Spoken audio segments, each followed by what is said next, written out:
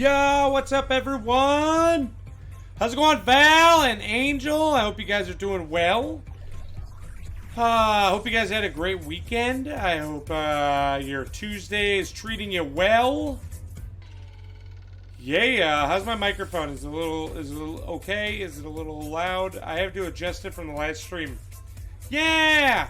So tonight we are going to be faceting some sapphire, and this is a real sapphire. Good. Yeah, so this sapphire is a little funky color. What? Okay, that camera doesn't work. Don't know why.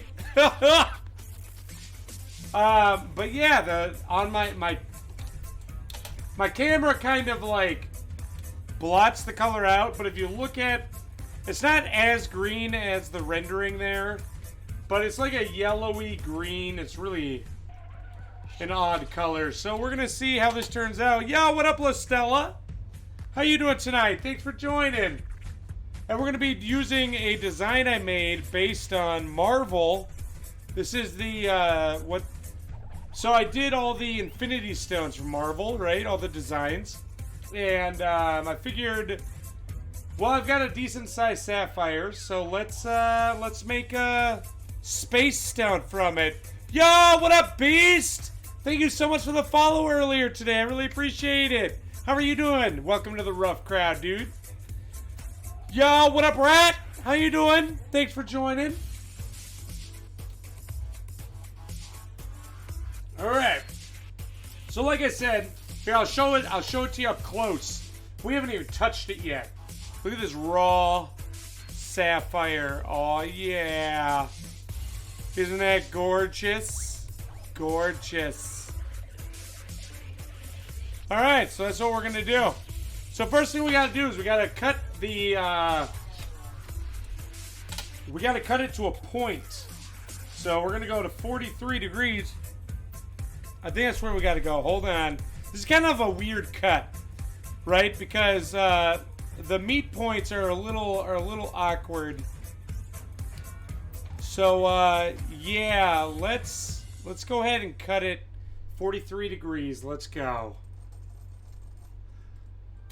Oh yeah, I had my day off today. I did so much yard work. My back is killing me, and now there's a thunderstorm. I love thunderstorms so much. Yeah, what up? What up, Angel? Yeah, Beast, that's what I'm talking about. You ready to see some cutting? Oh, yeah.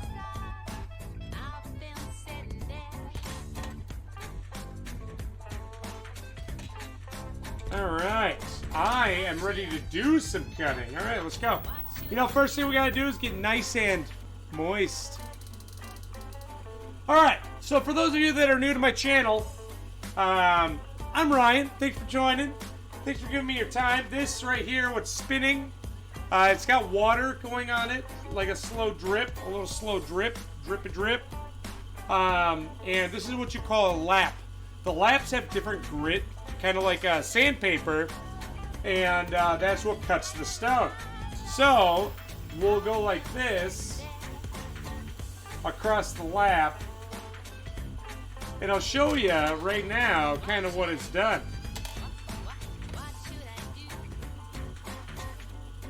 As you can see, we have started to cut the raw sapphire. Oh my god, there's a hair on it already. Sorry, forgot to shave my sapphire. Forgot to shave my stone before I put it on camera here. My camera's a little funky. You know, I had to like change up everything for the last stream for our wire wrap stream.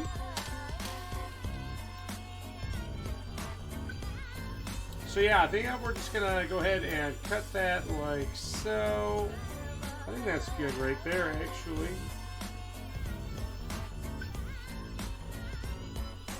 Alright, so that's 7, 15. This is my first time doing this cut too, so we'll see how that turns out. Okay, clearly we gotta go a little deeper on that.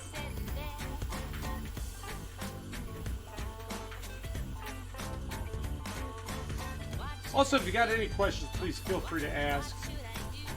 This this design that we're doing tonight is based on Marvel's Infinity Stones. So this is actually based on the Space Stone. Yo, what up, Mega? No worries, dude. Take your time. Take your time. Alright, we gotta go deeper. So let me show you why we gotta go deeper. If you take a look here, just take a little look-see right here. Okay, so here's our 2 facets, right? But if you look right here, you see how we got that big divot? We gotta cut that divot out. So we're gonna probably cut that side first. That's gonna kind of determine how deep we go on the sapphire here. Because you can't just cut a stone and have a big divot in it, right? I mean, you can. And I have done it, but it's got to be the right stone. It's got to be the right stone. So we're going to go to 39. Oh yeah, that didn't do anything. Alright. We're going to have to go pretty deep. We're going to have to dig deep.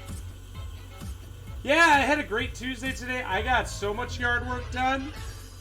Okay, so I do not enjoy doing yard work, right? I don't like doing chores in general. Sandy kind of got on me about doing yard work. She's like, Ryan, when we bought the house, you said you were going to do yard work.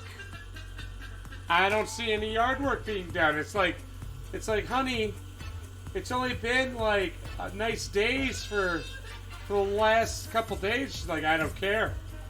You need to get out there and do some yard work. I don't care if there's still snow on the ground. So I did a bunch of yard work today. By the way, there's no snow on the ground. But I got some good old yard work done today. And I'm very happy about it because I got a bunch of leaves picked up, which we didn't have, like, in 2020, we didn't have an autumn. We just had a straight up winter. It went straight from summer to winter, and I'm not even kidding. So I didn't even get a chance to pick up the leaves. So all the leaves are all just, gross and moist from all the snow melt. So I picked up a bunch of those today.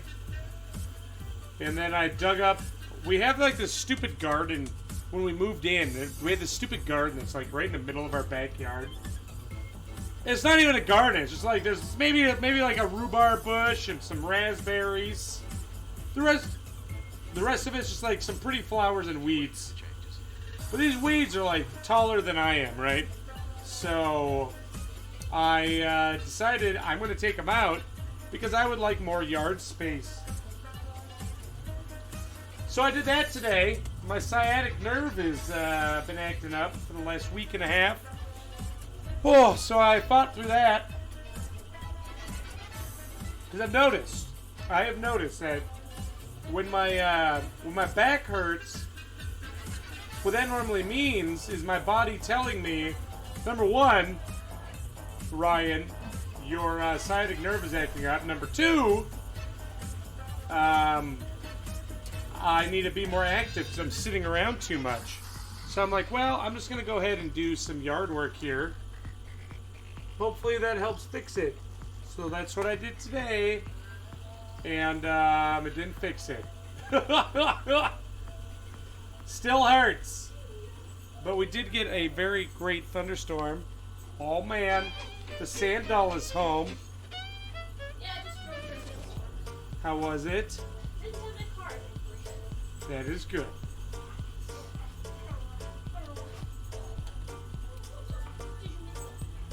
My wife's home. My wife. Alright, 15, 34, 15. Oh yeah, guys. Alright, now we're coming along. Just be careful if you move heavy stuff. Don't want to make your back worse, I know. I filled up 7 bags of leaves, right? And I still have more leaves. But I picked up and moved the first one, and as I was moving it, all of a sudden my back tweaked, and I was like, oh! So then I'm like, all right, time to just drag them. So I dragged the rest of them. It seemed to work out just fine.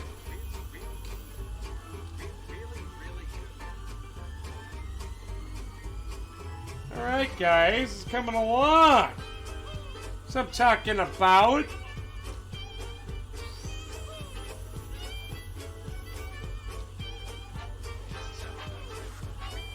All right, 31. We already did 39, so next is 47. I know, right, Cloud? I just gotta roll on a tennis ball, and maybe that'll fix it a little bit.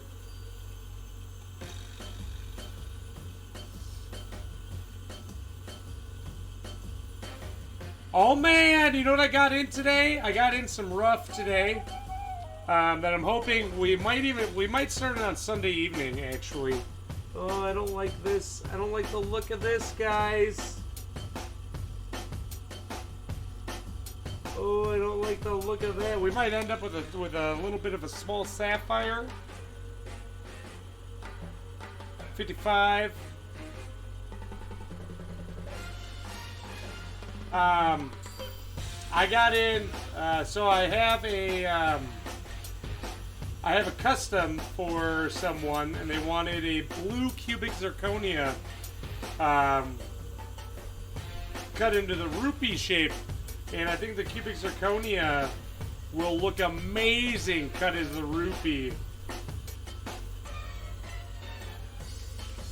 Recently, though, you heard about how many people aren't anywhere near active enough and how loads of people are dying from it. So you've actually been doing more housework, both keeps up with the housework and keeps you active. Yes, exactly. I was just thinking that today. I'm like, man, I gotta devote, especially because I get off work a little earlier in the day, so I'm like, I gotta devote like an hour of yard work a day. And then I'm keeping active, and hold on. All right, 63. And I will be keeping up on the yard too, right?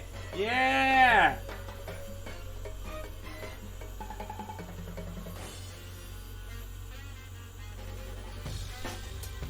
Yeah, man, my bag is just destroying me today and all weekend, all week. Oh man. And actually, like I've said this before, I'm thinking about doing acupuncture, trying that out, because I don't really like chiropractors. Anytime I've gone to a chiropractor, it's always like, well, you got to keep coming back, and then it never gets better. And I like massages, but I feel like I need something more to relax my muscles. So I've never tried acupuncture. I've always wanted to try it. And I mean, I enjoy getting pierced, so I've actually been thinking.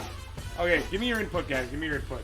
I've been thinking about getting my lips pierced again. I used to have them pierced. I used to have my snake bites done, and I've been debating since. And I took them out when I started being a jeweler or a goldsmith because I can't have them in at work, and I just had to take them out every day and put them in. It was annoying. So I'm like, I'm done with these. But I loved them, and Sandy really liked them too. So I've been thinking of getting my snake bites back in. What do you guys think? What do you guys think? Good old 31-year-old with snake bites. This really shiny bald guy with some piercings. I mean, no one will know because I wear a mask all the time, right? No one will know. And anyway, I'll probably continue wearing a mask at work because, I mean, I have to, right? Or I should be. Yes, maybe do it and only wear them on the weekends.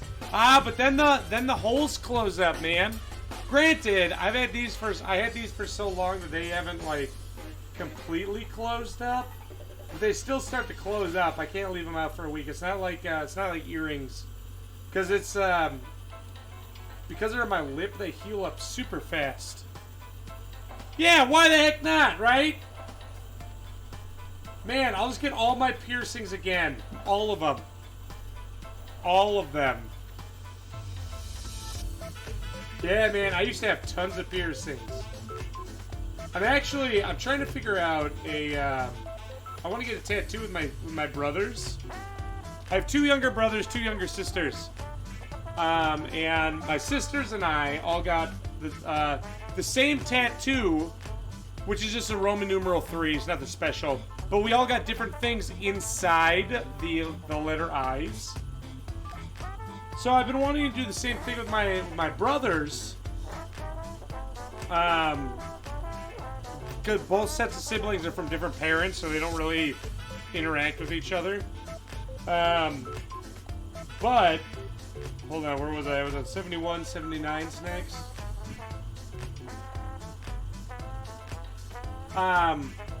3, 4, 5, 6, 7, 8, 9. Okay. But I don't know what to get with my brothers, you know, because they don't want to do a Roman numeral 3, which I'd be fine. I'm just gonna get on my other calf because I have it on the back of my leg. I'm just gonna get this one on the other calf. I was thinking maybe a Triforce would be fun, but that's really generic. And my one brother's not really a nerd. So, I don't know what to get.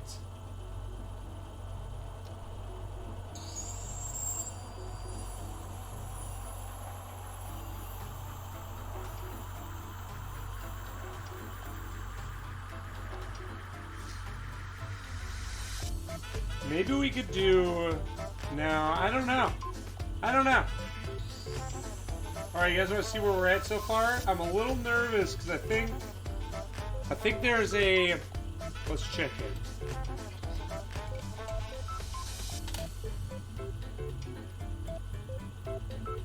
Alright, let me show you. There's a crack. And I don't know if this is gonna get cut out. I don't... it might. No, I don't think it's gonna get cut out. I think we gotta cut it deeper. Here, check it. So here we are. Oh my god. Sorry, it's all hairy. Okay, so you see that little crack right there? That's a natural that breaks the surface of the stone. So that's a little iffy. And then we've got this right here. Sorry guys, the stone just is very bright. There we go. You see that? We got a little bit of the raw stone right there. So we just gotta... I think we gotta go a little deeper, which is okay because I can just pull out. I'll just pull out my my 1200 and go a little deeper on that. Yeah. Oh my god! I forgot that was a command angel. What do you all have in common? Get into the meat. Yes. So the thing is my brother. So they're both younger than me, and the next one that is closest in age to me is 10 years younger than me.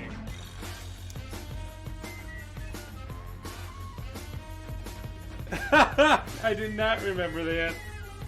Alright, we gotta go to 90 degrees. So now what we're gonna do, guys, is we're gonna cut the shape of the stone. We're gonna make it nice and round.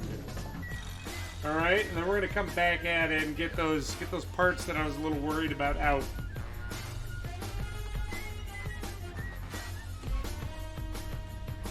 For those of you that have not met Facet Ron, hey guys, I'm Facet Ron. Thank you all for joining. Thank you, MK9. MKM9. Really appreciate the support, and just want you to know that I do all the work around here. Ryan is literally just a mascot. Thanks, Ron. No problem. Alright, let's get back to work. Yo, what up, Cross? Thanks for joining. What up, Mega? Yeah. Yeah. Get the symbol of brotherhood. What is that? I mean, Ryan's a little rough around the edges, but, don't worry. I'll facet him out.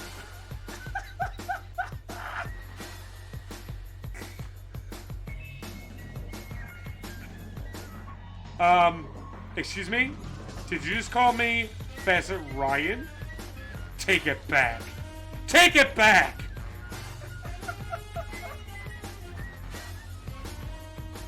I mean, I think Ryan should just, what up, Ava? Oh, thanks for joining. How you doing tonight? I think Ryan and his brothers should just, you know, gemstones, obviously, or some raw mineral. I think that'd be great. Yo, what up, Chicory? Thanks for joining. Get a Ron Ted, yeah. Yeah, I like that. I dig that. I'd fast with that. Will I grow a mustache?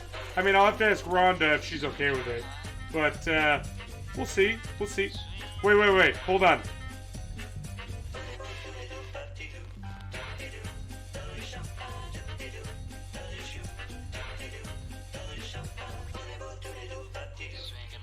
Hold on, guys. Guys, hold on. Oh my god. Oh my god. Hold on.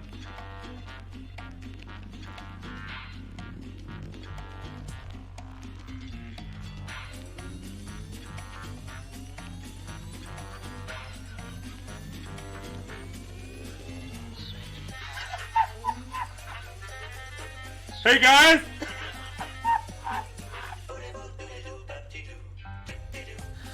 Yeah!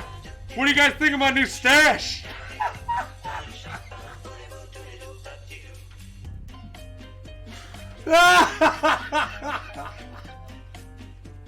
Yeah, this is for you. Good idea on the stash. Just want to say. What can I say? I grow hair as fast as Ryan loses it. Ha!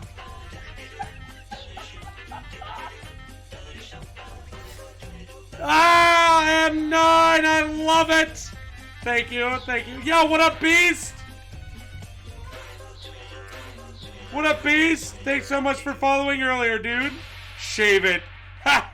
Oh, by the way, M9, did I thank you for following earlier? I really appreciate all the support, guys.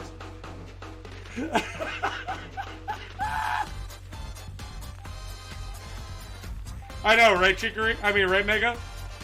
I know. Doesn't ever take me seriously.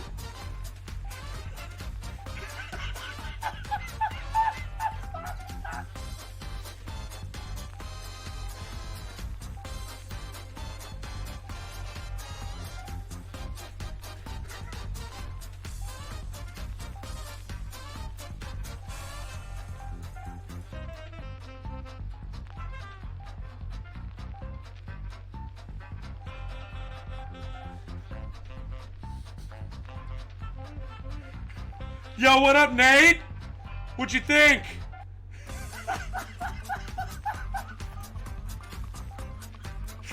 Well, I'm just a little surprised today, you know. Alright, let's get to it. Oh my god, I'm crying.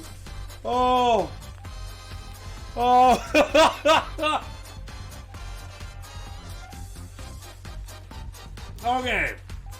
Okay. Alright, let's get to faceting, okay? Let's get started here. Oh my gosh. Ron, you're such a character.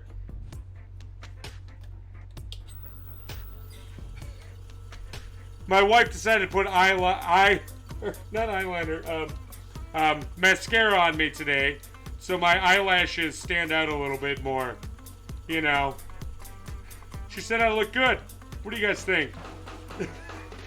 Have a great night, Chicory. Thanks for hanging out, dude.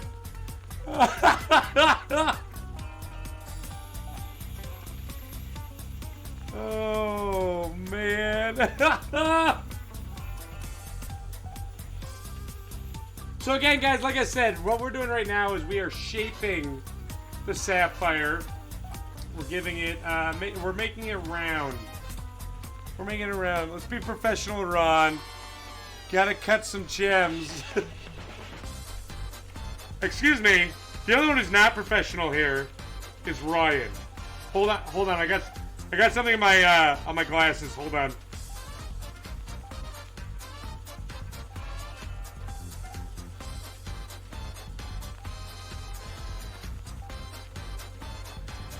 There we go. I can see everything now. Oh. Why, thank you, M9. You might even say I'm too good to pass up.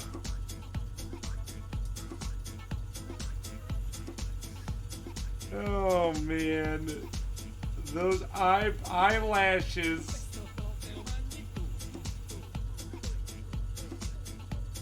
Oh, yeah. Oh, dude, Mac, thank you so much for the 3 months, dude. Thank you so much. How are you doing, Mac? Thanks for joining. Hope you're doing well.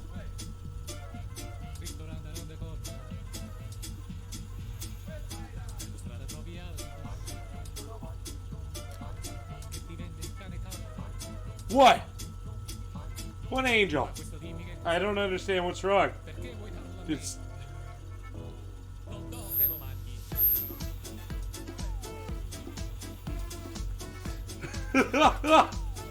Oh man, I don't even remember what we were talking about earlier, guys. Ron just made me forget everything.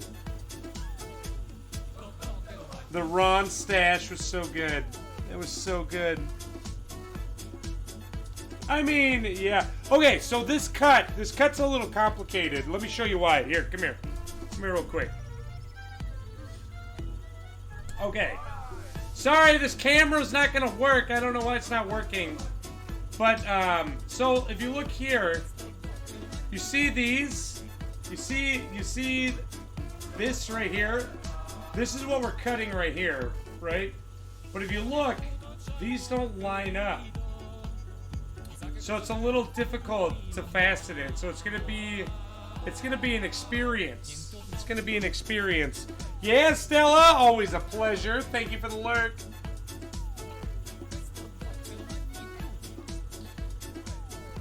Your life goal is to grow my lashes that lush. Damn you, Ron.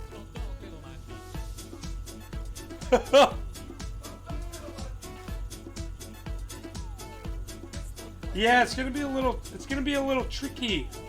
Tricky. Alright, 16.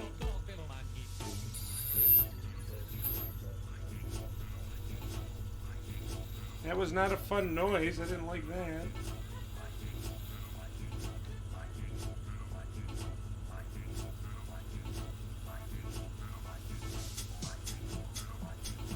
I just had all these small sapphires laying around, and I felt like cutting a small stone tonight. Yeah, how you doing, Suki? Did I already say that? Oh, dude! Thank you so much, Rasufa. Wait.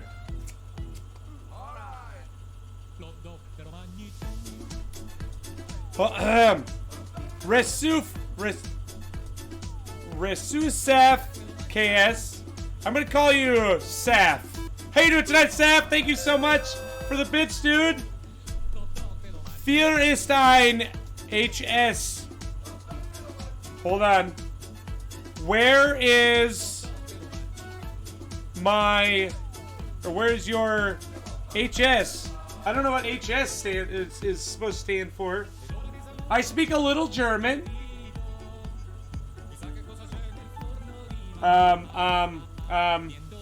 Wie geht's? Wie geht's, Saf? Yeah, thank you so much, Suki, for the 100. I really appreciate it. Head servant, Angel. What's a head servant? I've never heard of that. Oh, the head servant. I got it. You know where my mind went immediately. Sorry. Oh, we gotta go 24.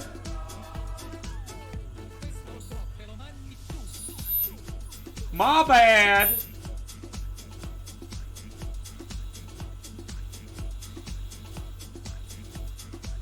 So let me show you guys what we're doing here. When I say, so what we're doing is we're cutting the girdle, and the girdle is what gives the stone its shape. So let me show you real quick before we get too far into it. So this is what the stone looks like raw, right? And this is what we're doing right here. We're cutting we're cutting the girdle. Give it a nice shape.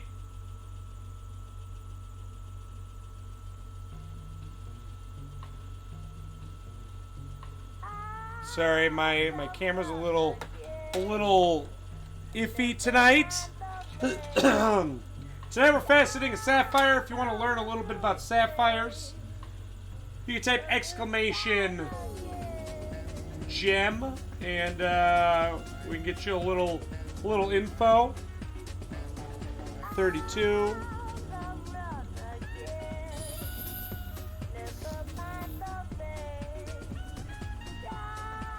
What? Okay, hold on. I can fix that. I can fix it.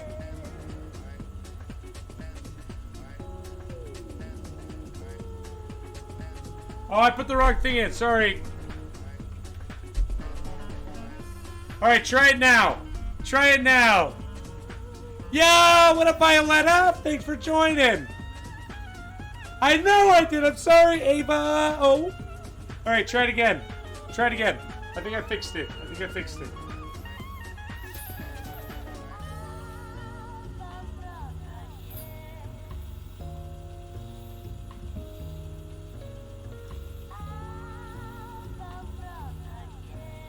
Oh, man.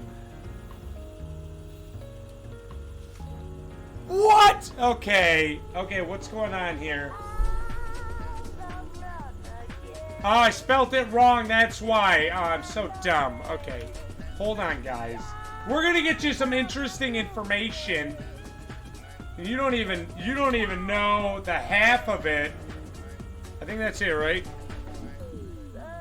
Okay. Curls up in her pillow. Fool me twice! Okay, now try it. Try it this time. If it doesn't work this time, I will smash this sapphire with a hammer.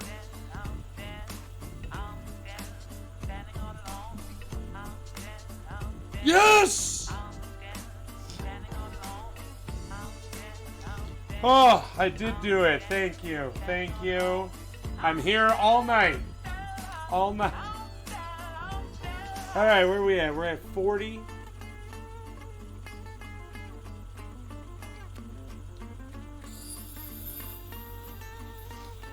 Information!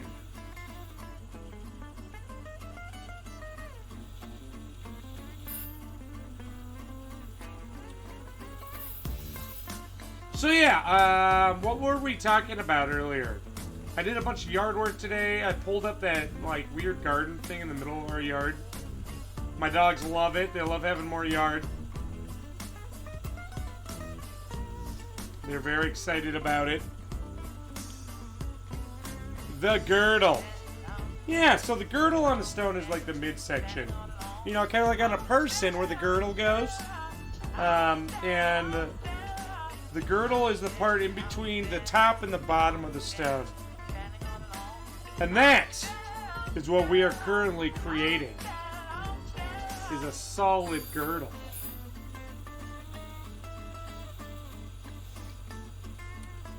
Yes, they laid in the grass. My one dog, she gets herself Penny gets herself all hyped up. So when I was sitting there digging with the shovel, she came over and she looked at the dirt and she goes, "Ooh," and then she goes, "Oh," and then she runs. And it's really, really cute. She has a lot of fun with that.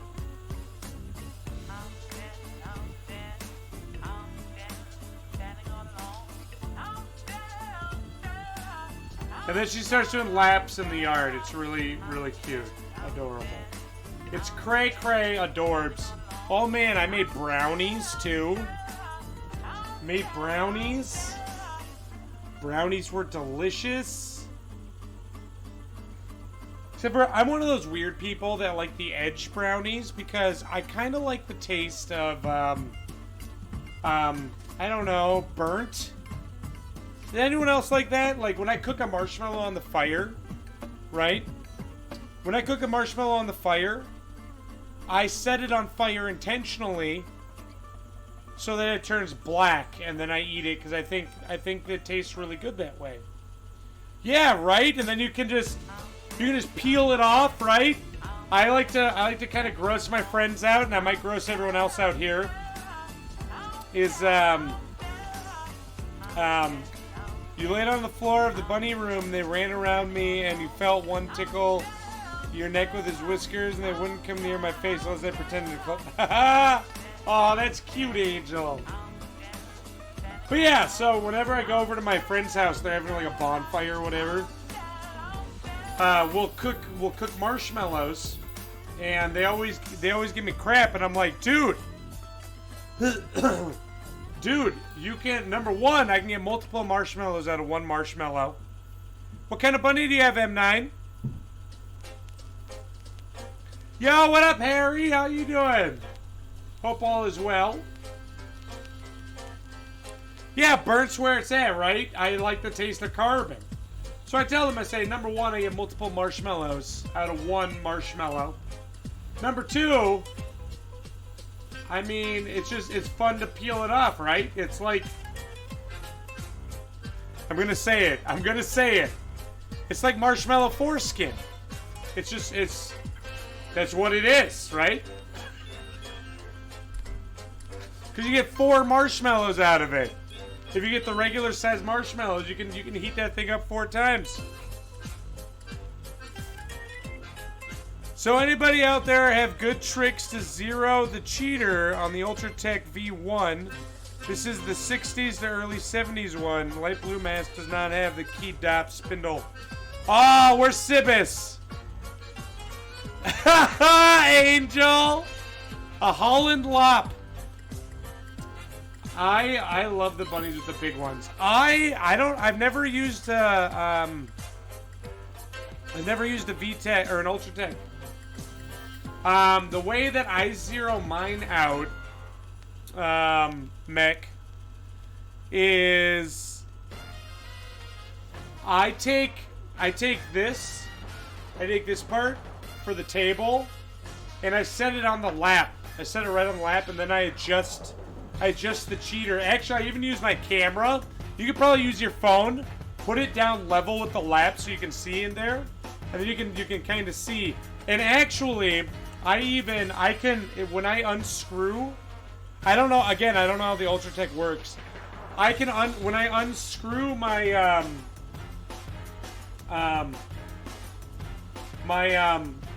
oh, what's it called? My gear.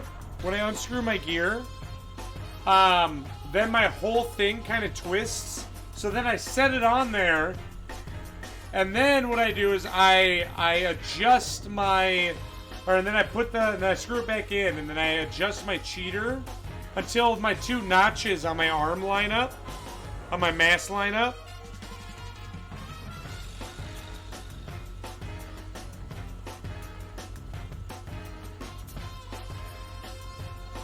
That might be. Like I said, I undid my gear and oh, guys, we missed the facet. Hold on. I undid my gear and then adjusted that way. So like right now, my cheater is actually like, here. Let me see if I can show you. See a little dot there? And that's a 5, not a 0. So my cheater is right there in order for it to be straight and level.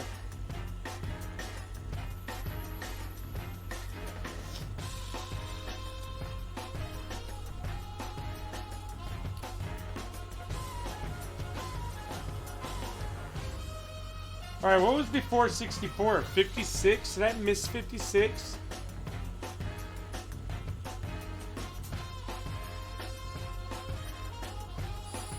Oh my gosh, I did.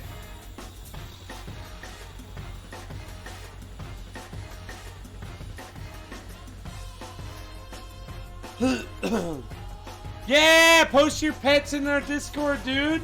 We would love to see them. All right, next is 72.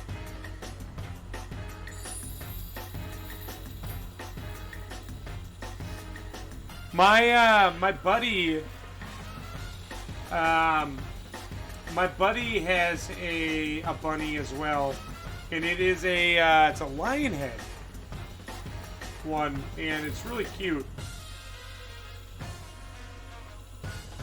They also have oh, what's it called? What are those sheepdogs? What are those sheepdogs that everyone always has? Normally has 2 different colored eyes. Oh my god, why can't I think of it?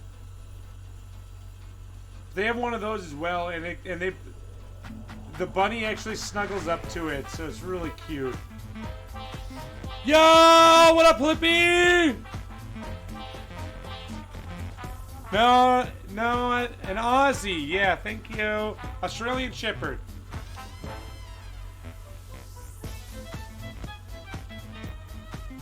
Hey, hey, Hillipy, you have an Ultra Tech, right?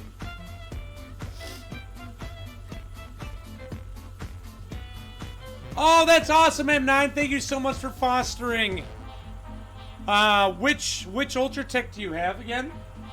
Because Mech actually was wondering if you have any suggestions.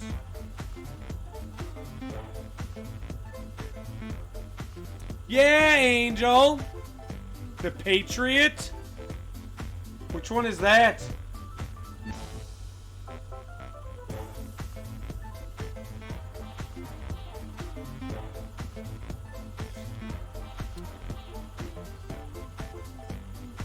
So Mech was wondering how you recalibrate your cheater to make sure that it's level and not cutting awkward. Man, where's Sibis when you need him? Or even Gem Cutter. Where's Gem Cutter?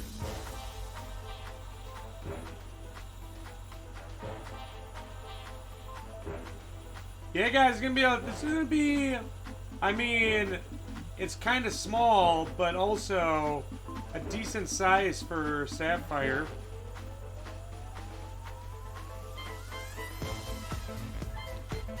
This is gonna come out to be like what?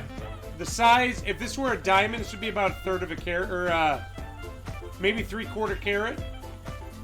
Yeah, I think this would be 3/4 carat.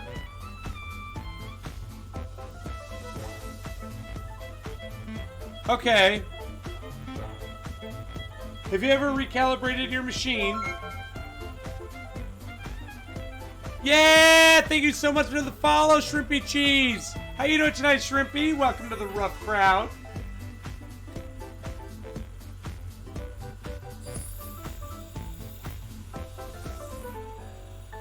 Alright, so this cut tonight that we're doing is inspired by a design that I made. Okay, this cut we're doing tonight is inspired by the Infinity Wars Space Stone.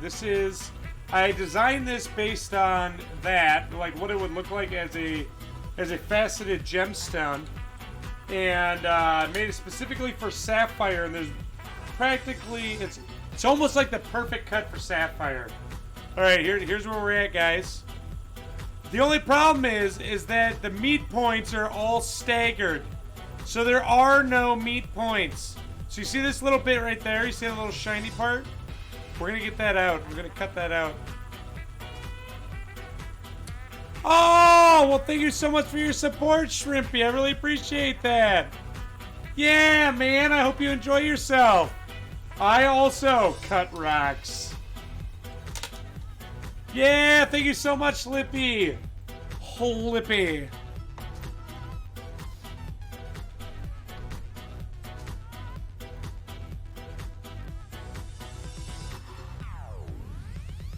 All right.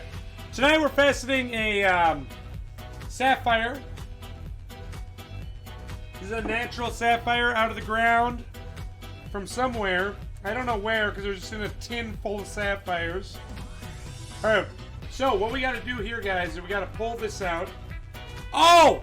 You didn't see! Check it out, Flippy, and everyone else. So,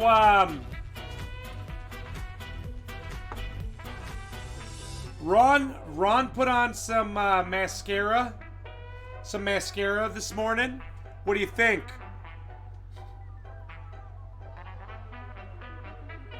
Hey guys,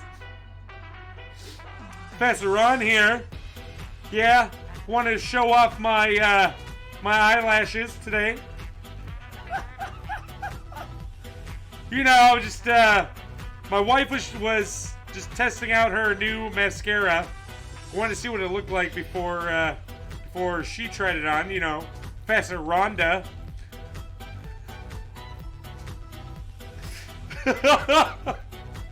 So, yeah, I had a mustache earlier, but Rhonda didn't like it, so I had to shave it. Here, let me see if I can grow it real quick. Hold on.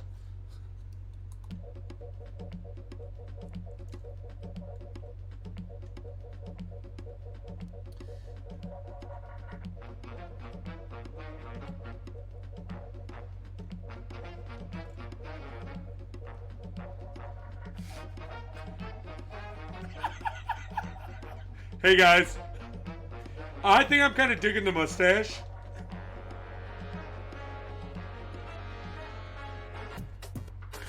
What do you guys think? I could be a private investigator, right? Call me P.I. Ron. Yeah, I'd facet that. You give me a case, I'll cut it apart. I will overturn and find and look at every facet. Thanks, Shrimpy. Yeah. You know, this is... Call me Rugged Ron.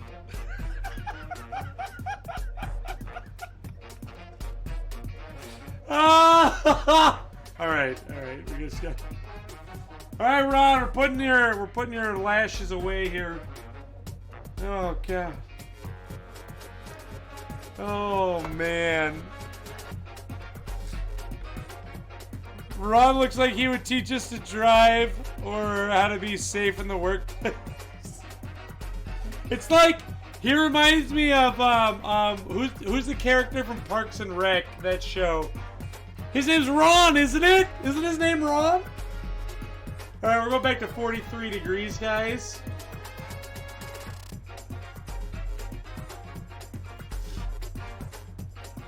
Oh my God, it is! So there he is. That's Ron. Oh man. All right. We're going to our 1200. Thanks for the lurk, Suki. Ron Swanson. Yes.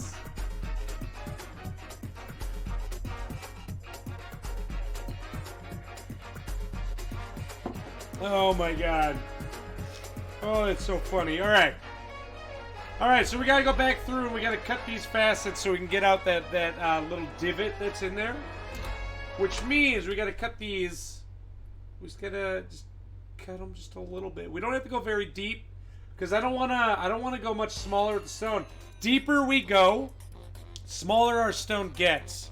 So we're trying to keep the stone nice and big. Or as big as we can, because bigger the stone, well, number one, it's worth more. Number two, it looks better.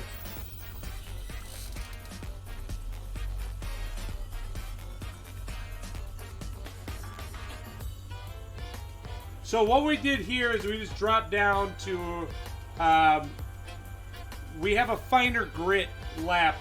So what this is going to do is it's going to take out some of those deeper scratches from the last lap and allow us to, when we go to our final polish it a lot easier.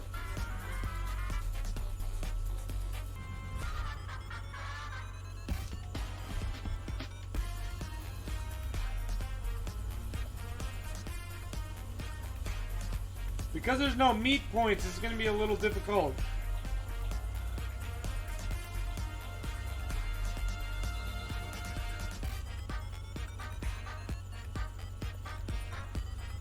So let me show you the difference here real quick.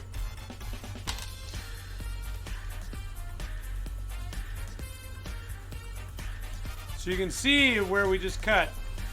See how it looks kind of clear? Mostly clear and shiny. So we're going to go through and do that to all of them. Oh my god, my camera. I got to fix that after stream.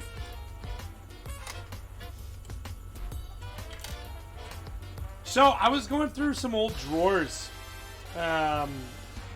today, and I came across just got that Sony IMX you use. So do I use the software for it? I downloaded the software. It doesn't really do anything, so it's just kind of plug and play. I use Streamlabs to kind of take the images and stuff. I just kind of screenshot it.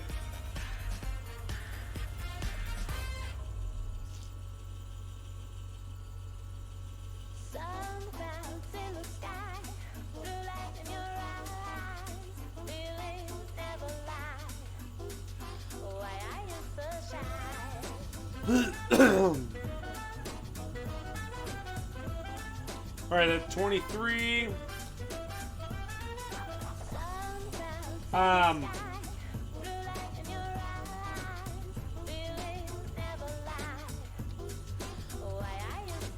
What was I saying? Oh yeah, so I was going through some drawers, and I came across some old CDs that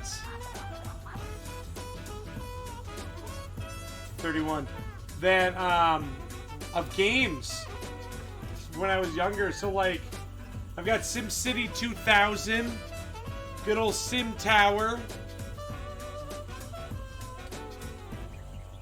Anyone have any old games that they just absolutely loved?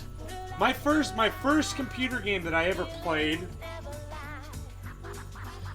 I think it was SimCity 2000. The first one that I became obsessed with was Final Fantasy VIII. I got obsessed with that game. On PC. Now, if we talk about console, back when I had a Sega Saturn, way back in the day, a console, Sega Saturn. Actually, Sega Genesis, there was a game on there that I loved. It was called Primal Rage. That game was fun. You fought as dinosaurs. You used to play Lion King game over and over on PlayStation. I played the Lion King game on Sega. Sega Saturn, I was obsessed with Mortal Kombat. Oh, I loved that game.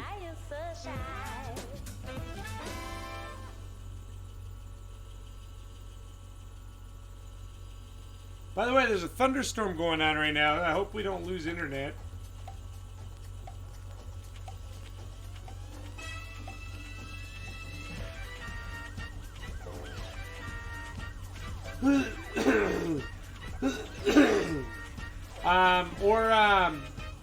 The Game Boy, dude. I played Zelda, Link's Awakening, way back in the day. I never had my first I never really had any console except for I had a Sega Saturn, but that's when I was really young, and then I had Nintendo 64. Nintendo 64, man, that was in my opinion, that was the peak of Nintendo games, okay? That's when Nintendo knew what they were doing. Yo, what up, Lee? You can actually get the Lion King and Hercules game on PlayStation Store and Nintendo Store for the Switch. Ooh, there you go, Harry. But I haven't run into a game that I have loved as much as I loved the games on Nintendo 64. I agree. Thank you, Lee. Thank you. Finally, someone gets it. Dude, Ogre Battle 64. Ogre Battle 64, one of my favorites. I really enjoyed Perfect Dark. The Mario Kart, that was like the best Mario Kart yet. And, what else was there? Oh, what else was on the N64? Pokemon Stadium? I mean, come on. GoldenEye? Pokemon Snap? I mean, they tried... Nintendo tried... oh, Ocarina of Time, obviously. Yes, Violetta! No one knows about Perfect Dark. It's such a good game. I use 14K on the tin, yep.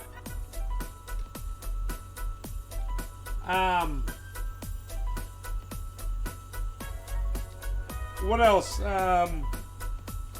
But, oh, dude, Ogre Battle 64. I played that game. Oh, Harvest Moon? Oh. Do you know where Stardew Valley came from? The original Harvest Moon. That was it. That was it. Oh. Talk about some nostalgia right now. Alright, where are we at here? We are at...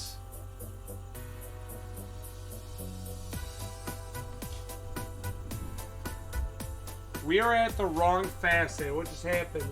Ryan, what did you just do? Oh, no. Alright, I gotta cut that facet out. The nostalgia's too strong! Your first game was Sonic. You had to move super fast so your dad put the Sega in your room to keep us out of trouble. And Doom, oh yeah. I remember Doom, or Duke Nukem. I remember that one too. Alright guys, we gotta go through and recut all these because Ryan made a mistake. I made a little oopsie.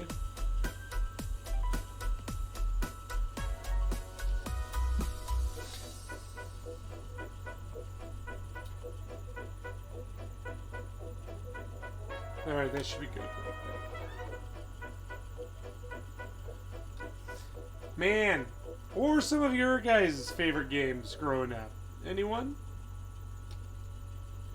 It doesn't have to be from like my day and age. Back in my day, if you picked up the phone, you couldn't talk on AOL anymore. Couldn't talk on AIM, on AIM. Back in my day, the restricted channels on cable were just slightly blurry and very colorful.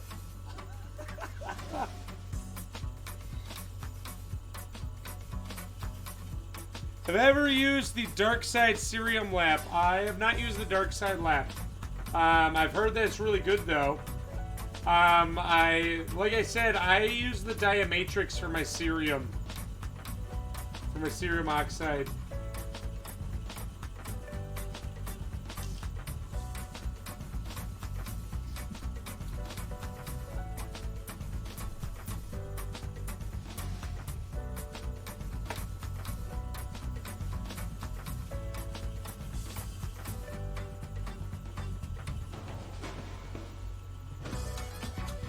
More. Ocarina of Battle Tanks. I don't know that one. You never had cable. We did get 2 phone lines so we could call and be on AIM. Oh, that's really fancy, Mega.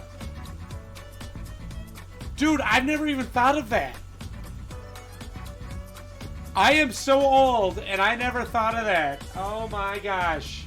Because whenever I was mad, I would just pick up the phone and then, like, hang it up to disconnect whoever was on the internet.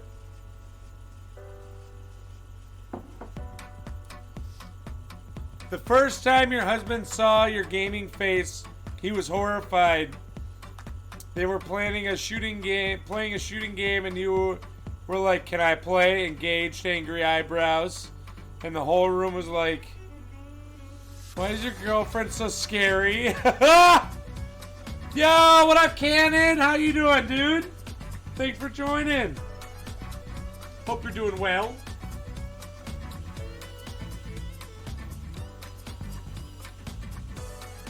Tonight we're faceting a sapphire.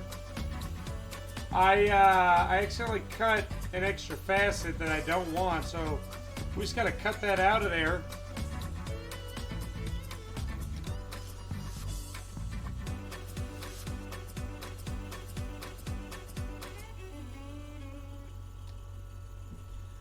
Good, I'm glad you're doing well. We have our first thunderstorm of the year, and I just want you guys to know, I love thunderstorms, okay? I will go out in a thunderstorm and run around naked if I could, okay? Yeah! What up, Cateress? How are you doing tonight? Thanks for joining. I absolutely love thunderstorms, and I just like feeling the, like, I don't know, the power, the reverberation. Yes, naked whale cannon. That's what you gotta go to my OnlyFans page then, okay? Good, I'm glad you're doing great. Yeah, tonight we're cutting a sapphire. This is like a yellowy green sapphire. It's almost peridot looking. Not quite as green as peridot. Yeah, I know. So this design I made, and it was inspired by the Marvel Infinity Wars, and I wanted to make some designs that were like, okay, what would this stone look like? The Infinity Stones. What would this stone look like if it were faceted, right? So this one is the Space Stone, and it's actually, it turned out to be almost the perfect cut for a sapphire. So I'm like, you know what? We're gonna cut it into a sapphire, see how it looks. And what makes it the perfect cut is that there's almost no windowing in it. So when the stone has what's called windowing, that is when the light enters the stone and shoots out the bottom of the stone. So then you essentially see right through that part of the stone. Like you put your finger down there and you'll see your finger moving. Instead of what you're trying to do is get the light to bounce in the stone, go in, bounce to the side, and come right back out to your eye, and that's what allows you to see the sparkles in a stone. So this one has practically 0 windows, which makes it a really, really good cut, which actually adds value to the stone that you are cutting. So by the time we're done with this will be about the same size as a 3/4 carat diamond, I think. At least that's what we're hoping for. It snowed today, Cloud. Wow. Yeah, April. You always get a random dump of snow in April. Happens here in Minnesota, too. You used to watch thunderstorms from your apartment in Germany. Lightning over the forest behind your house was amazing. Lots of family memories. Aww. Yeah, I'm really excited. You want to see where we're at so far? Let me show you. Let me give you a little sneak peek. Check it.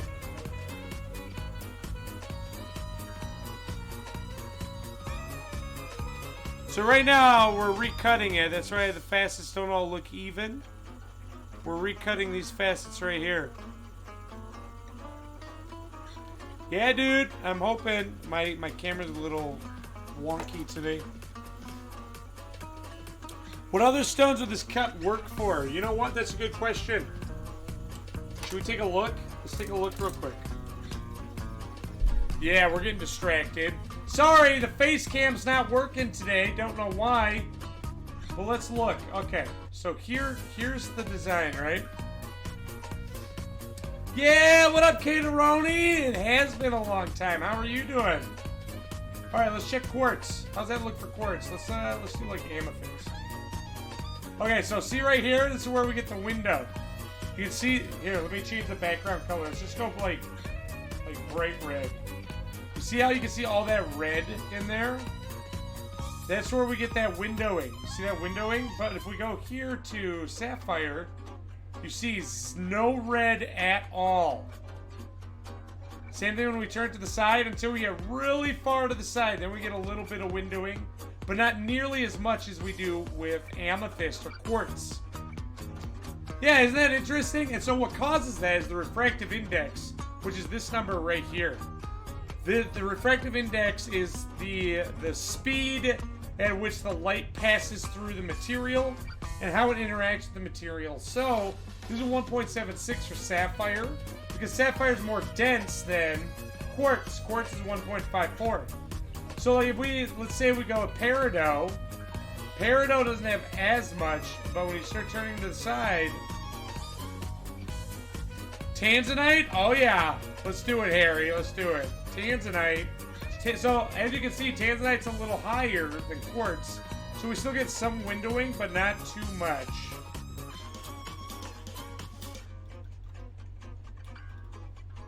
And then you said moissanite. Ooh, there's your moissanite. It's gonna move really slow. Oh, dude, that's a really good cut for moissanite. Look at that! There's almost no windowing at all. Okay, what does this look like at CZ? Because I just got in a bunch of blue cubic zirconia. Oh, that's a nice cubic zirconia cut too. Ooh, I dig that. It is a very pretty cut. All right, let's get back to it. Let's get back to it.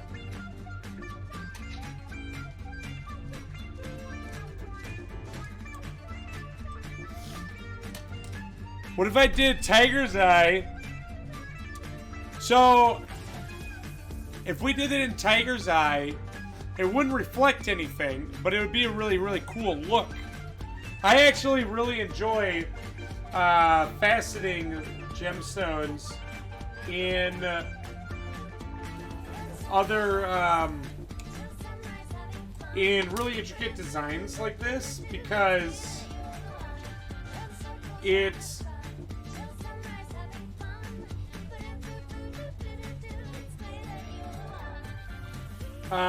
it really, oh, what's the word? It makes it more interesting to look at.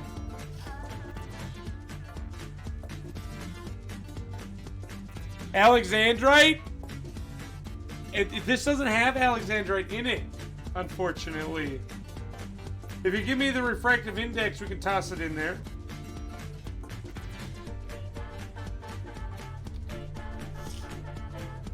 Alright, where are we at here? We are at 47.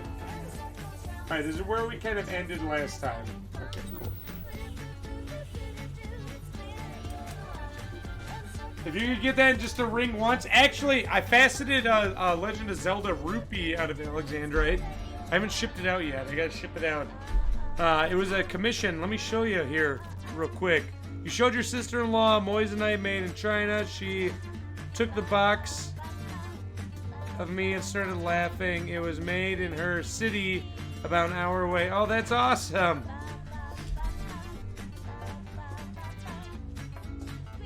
Okay, let me show you the Alexandrite that was commissioned.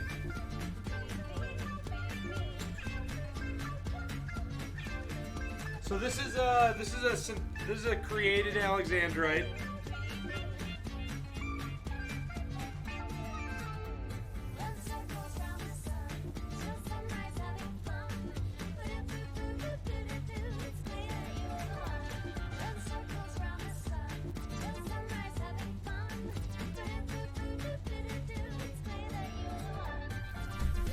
Oh yeah, look at that. Doesn't that look great?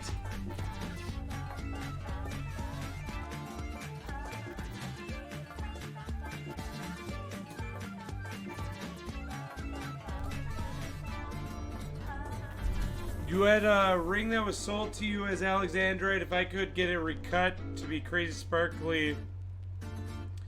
I mean, we probably could, Mega. I'd have to take a look at the stone, see what kind of dimensions it is. Yeah, isn't that beautiful? I think it's. I love cutting Alexandrite. It's a really, really nice and fun stone. All right, let's go. Let's get back to it. Back to our sapphire. Yeah, Cake Tris, hit me up, dude. We can talk about getting you an Alexandrite.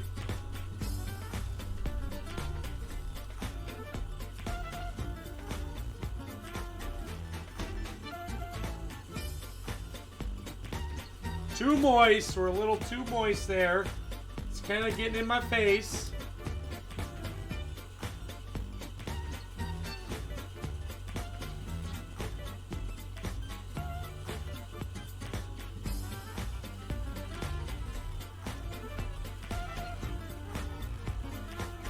Also, guys, Mother's Day's coming up. What are you guys gonna get your moms if you've got one? Anything exciting? Anything special? You guys got any plans?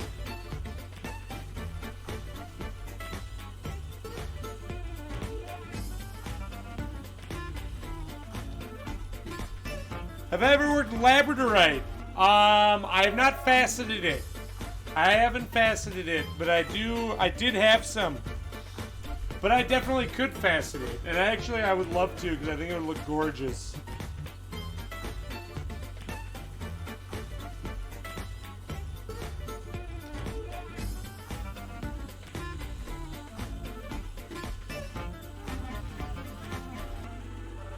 I had a piece. I don't have it anymore.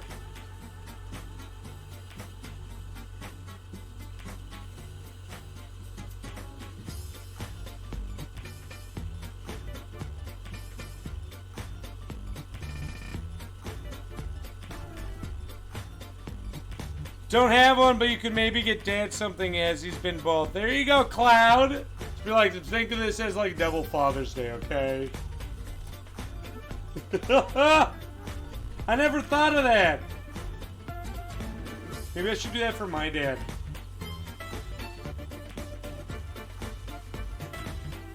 Although, my dad only really took care of me for 6 years of my life.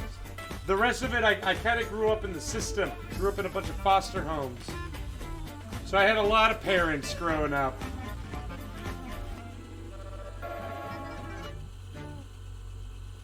Like, it's like I have a stepmom. I should do something for my stepmom.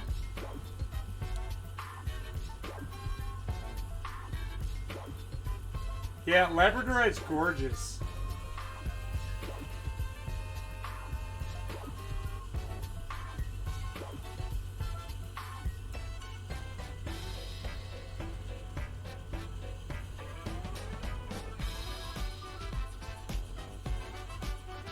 Just a little more, come on. Thank you. Alright, what was that? 63, 71. Oh yeah, let's go.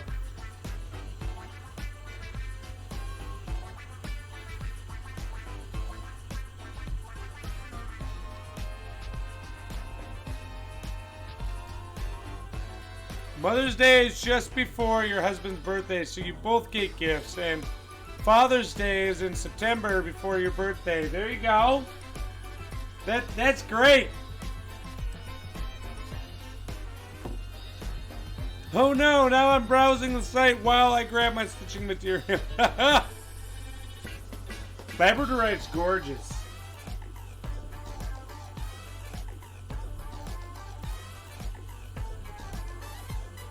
Mother's Day, you don't know what you'll do. Your mom is pretty ill, so you want to make her something nice. Maybe another embroidered handkerchief. Oh, that's sweet of you.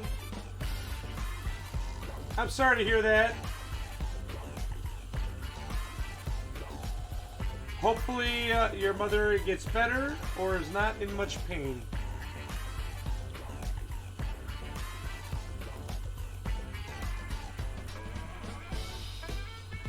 M9. Not sure who those other bunnies. Wait.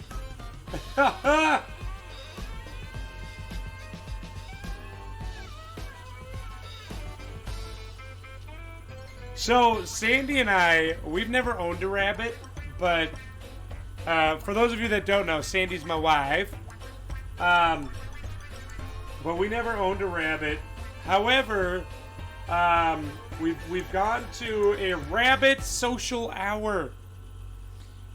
And the rabbit, so what it is you go to this place and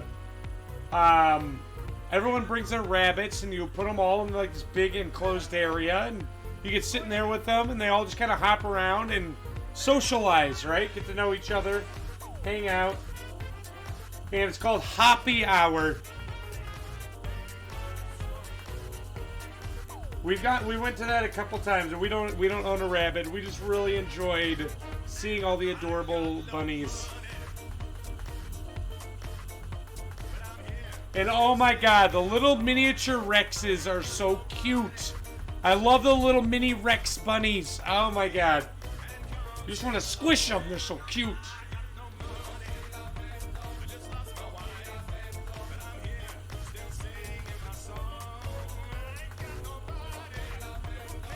Yeah, came to watch other people's rabbits, don't mind us.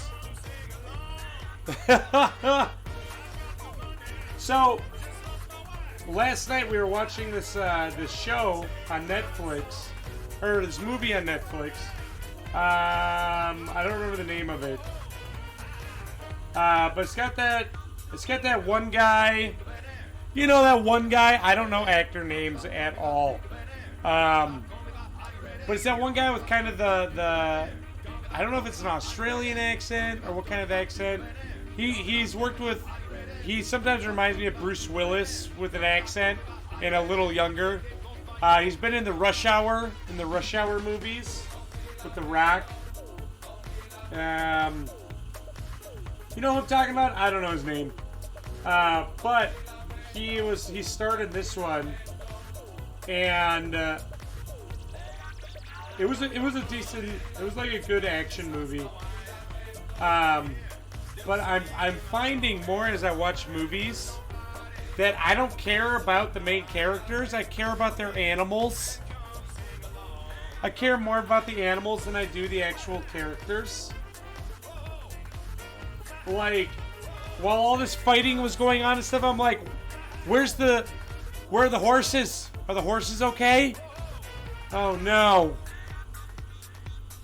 You know, and I feel more sad when the animal gets hurt, or if something happens to the animal. That's kind of what determines if a movie's good or not in my book. Is, do they care? Like, do the producers and directors understand that people, majority of people, kind of care about? I've not seen John Wick. Like,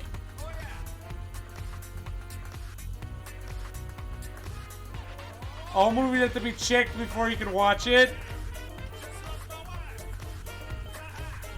Like, it's just, I mean, majority of movies that I've seen, the animals always are okay. Okay, I won't. Thank you, Mega. Like, when you see people fighting on horses, I'm always like, I hope the horse doesn't get hurt. Yes! Watching Wonder Vision. Why is the bun in the cage? Oh, no, don't hold it like that. Oh.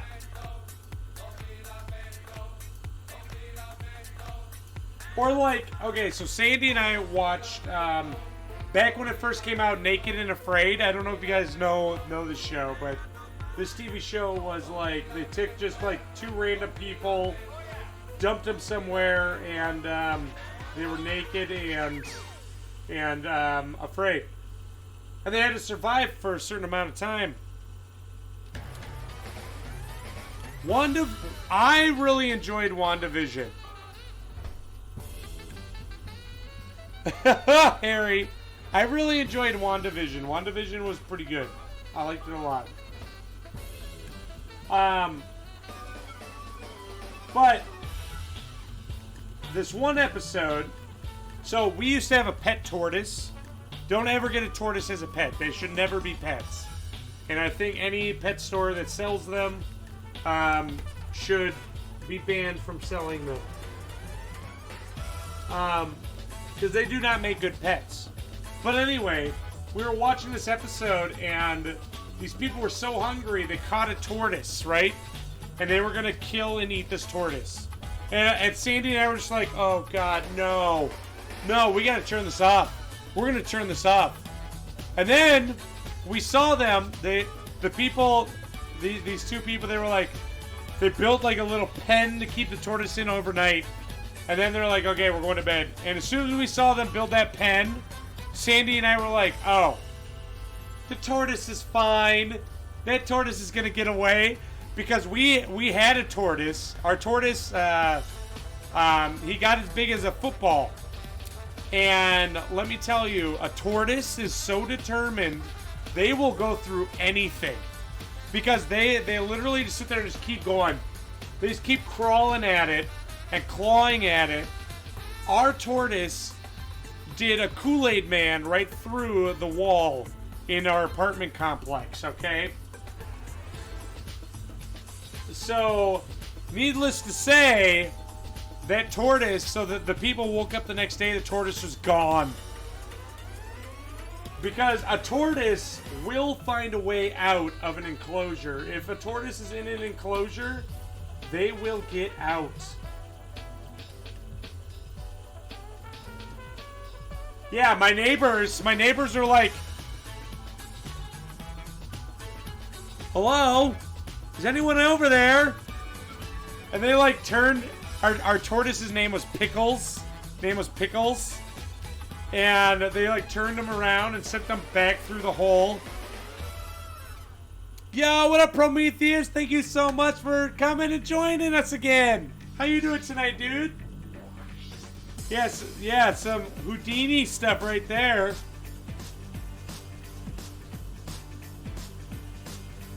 Dude, Pickles was so cute. Pickles was absolutely adorable.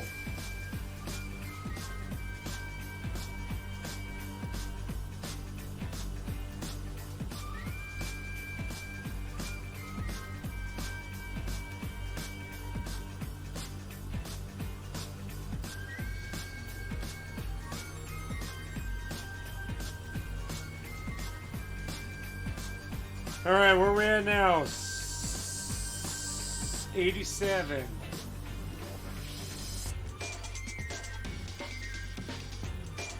Ryan, do you ever send any stones to get heat treated? No, I've never done that.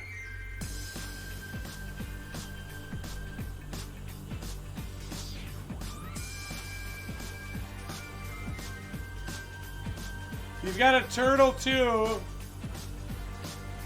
Oh, yellow-bellied slider. Yeah. Turtles are cute, man. I think turtles are okay as pets. Tortoises should never be pets.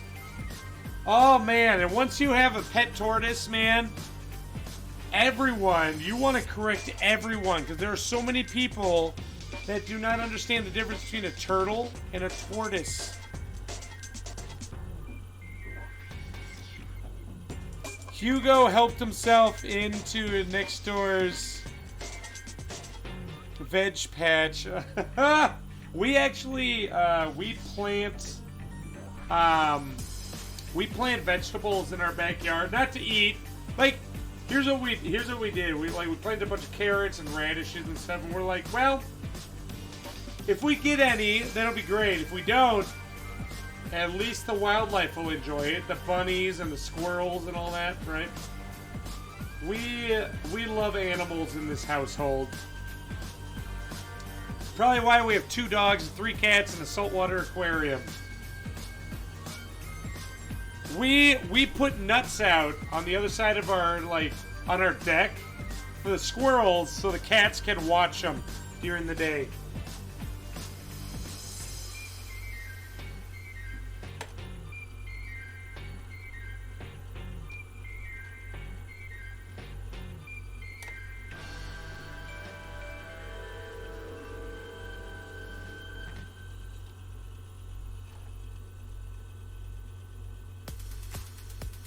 Alright, guys. We got our first set of facets done. You want to see them? Check it. Oh, hold on. Some water.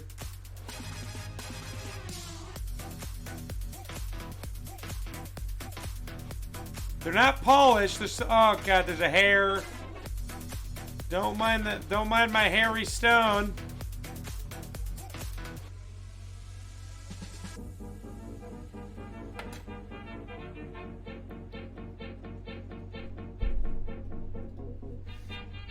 Where did I purchase it? I purchased it from Gear Loose.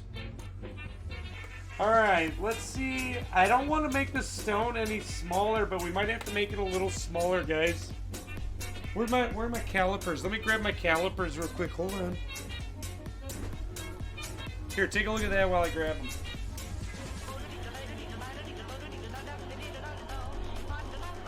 Yeah, I forgot to shave my stones.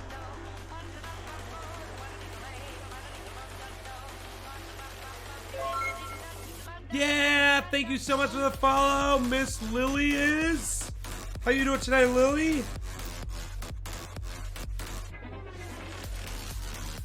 Alright, the stone is about 5 millimeters, a little bigger than 5 millimeters. Welcome to the rough crowd, dude. Hope you're doing well. We don't mind hairy stones. Alright, we might have to cut that girdle a little deeper. Otherwise, when we go to cut the top, I don't think we'll have enough space. Well, we might. It's a rather shallow top.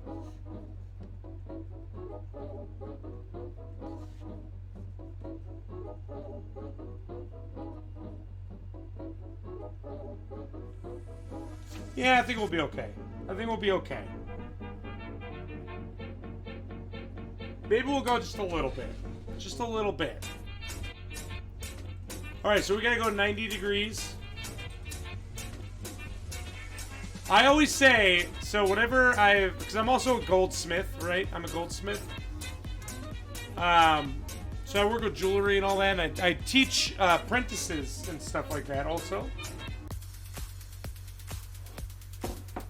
And I always say to them, I say, go with your gut. It'll save your butt. I come up with these little sayings. My apprentices call them Ryanisms, and they hate it. They hate my sayings, but they work, right? My sayings work. So I'm gonna take my saying to heart, and I'm gonna go with my gut, because it'll save my butt. Yeah, Hilippy, you can't say snake, according to my auto mod. So yeah, for those of you joining us for the first time tonight, we are faceting it's like a yellow-green sapphire.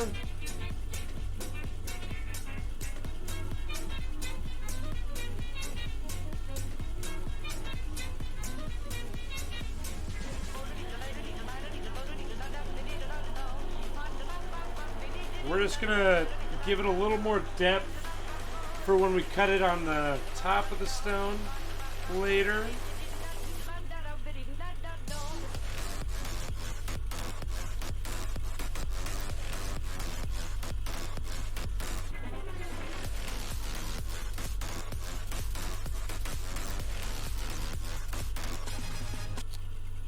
Taking notes. Yes, Ryanisms. Exactly. What else did I say? You learn more by mistake here than anywhere else by design. That's another Ryanism. Oh god, they hated that. Because you'd make a mistake and I say, hey, it's okay. As long as you learn from your mistake. You melted that person's ring, that's okay. You know why? We can fix it. What did you do wrong? And what that statement means is that you're gonna learn more on the job here than if you were gonna if you went to school to learn this stuff. Because these are real world conditions that happen. You know, in school, you're in like the perfect, at least for jewelry, and I'd say a majority of other things, you're in like, you get handed the perfect scenario where there's a solution, right? And a lot of the times, if say that scenario or solution goes wrong, you're not necessarily given the opportunity to fix it because they don't have the resources or the time to teach you how to fix that. Because it shouldn't have happened.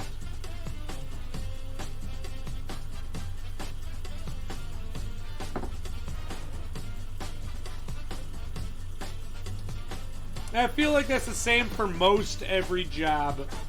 I mean, even McDonald's.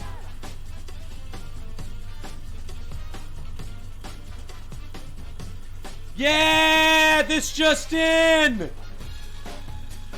Life, as they say, life is a learning experience. Also, they say you're old and wise because once you were young and dumb. Yes. How you doing tonight, Ed? Thanks for joining, man. Thanks for coming back. I hope you are doing well. Tonight we're faceting a sapphire.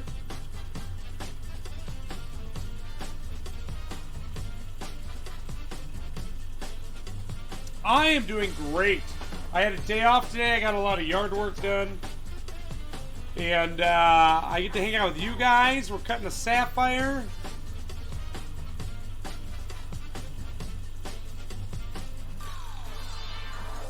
So yeah, I'm having a lot of fun.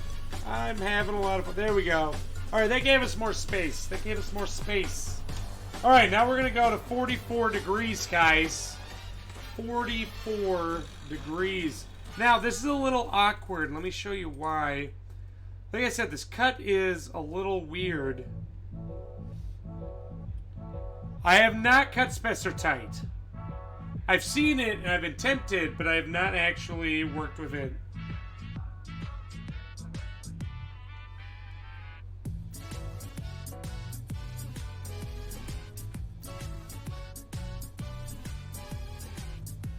All right, come over here.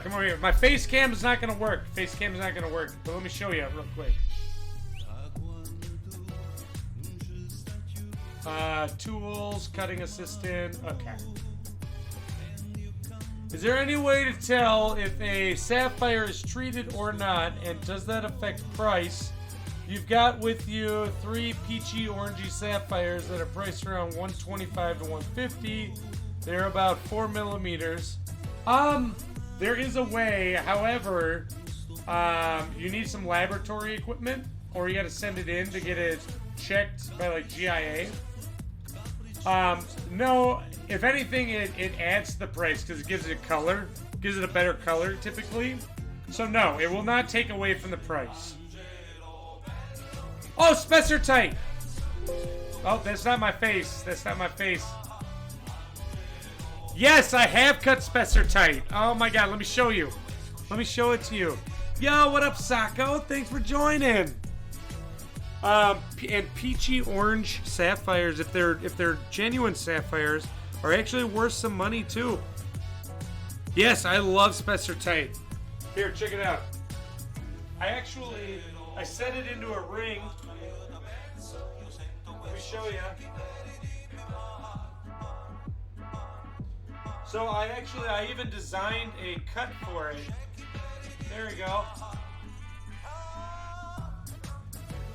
So this is a garnet, guys. This is an orange garnet. So I designed a cut for it too and everything.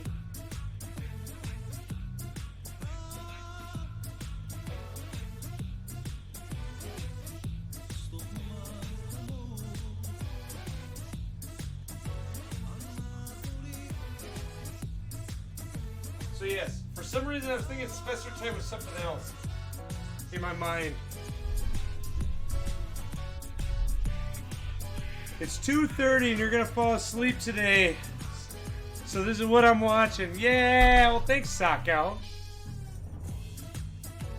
customer may not want to have it treated. Our stone dealer says they are genuine, but you're unsure. Take a look at it under scope, or with your loop, and look for.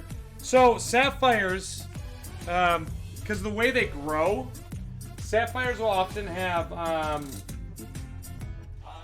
kind of like oh, what's the word? Like wisps of color in them. They'll tend to have some wisps of color, or there'll be other solid inclusions in them too.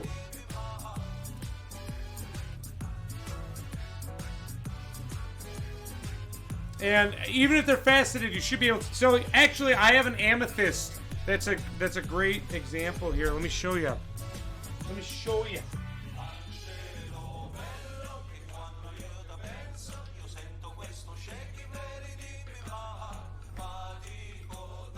Okay, so what you're kind of looking for, it's called color zoning. So what you want to do is you want to look in it, and what you'll see is something kind of like that. You see that line? You see that line of purple right there? That is it. Oftentimes, not all the time, but most of the time, you'll see that color zoning. You'll see the different strips of color as the stone grew, because the minerals were like, as it formed, they weren't concentrated the entire time. So what you want to do is you want to take a loop or something like that, and you want to take a look at it under a scope.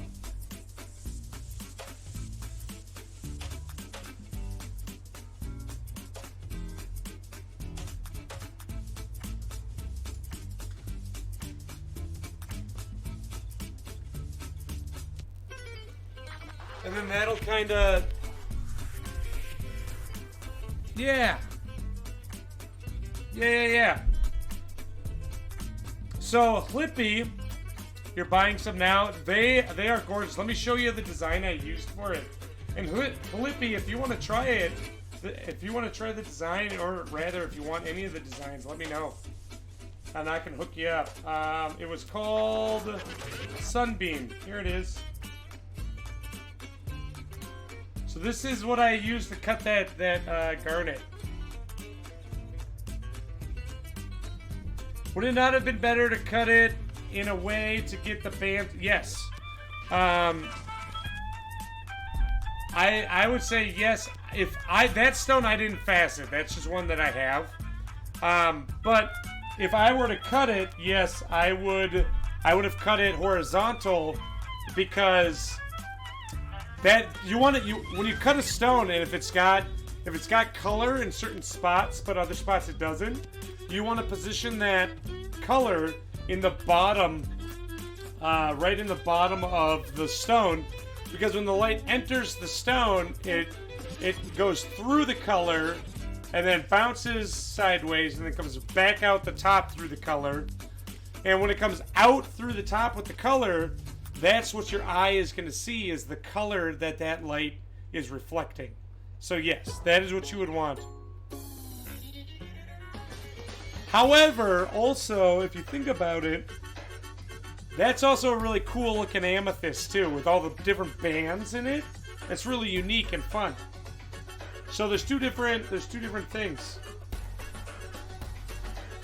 All right, I gotta pull up my. The only sapphire you have isn't a real sapphire. It is a vintage Lindy Star. So is it like a star sapphire? Sorry, I gotta reopen this space stone so I know what's going on here. Because like I said, it's kind of actually, here, let me show you guys real quick. A synthetic star. Dude, synthetic stars are really, really pretty. Almost looks like fluoride. Yes, it kind of does. Yo, what up, Gem Doctor? How you doing today, man? Thanks for joining. Okay, where am I going here? Where am I going? Let me show you what we're dealing with here. All right. Alright, so here's what we got so far, right guys? This is what we got. So now we're gonna cut these little facets like this, but look. See how they're a little off center? And they only come up a little bit, so we're about to get... a little fancy here. It's gonna be kind of hard. This is gonna be kind of hard. Let's do it.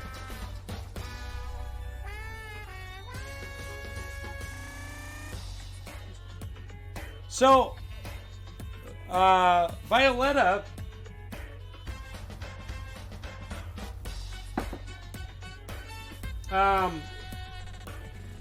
check to see if the bottom of the stone is kind of rounded underneath. Because if it's rounded or a little rough, that actually might be a real one, dude.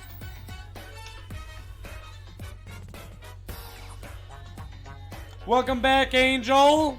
You broke the cork in 3 to get it out.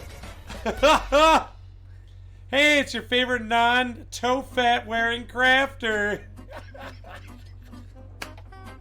Oh, yes.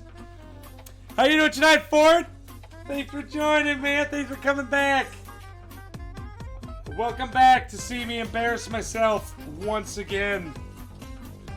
Alright, we're at 44 degrees. We're at 96.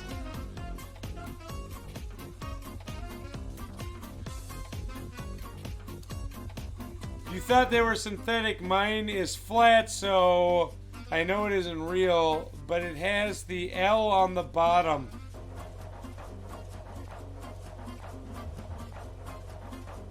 Well, there you go. Cannon, you might have a real one, dude.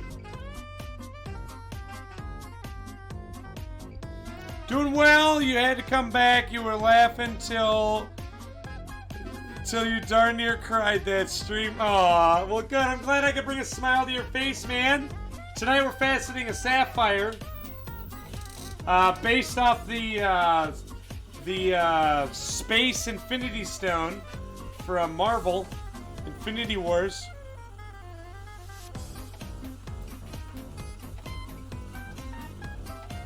Taking a break from schoolwork, working on a portrait. Oh, awesome, dude. Oh, we're gonna go a little slower, guys, because these don't have to be big facets.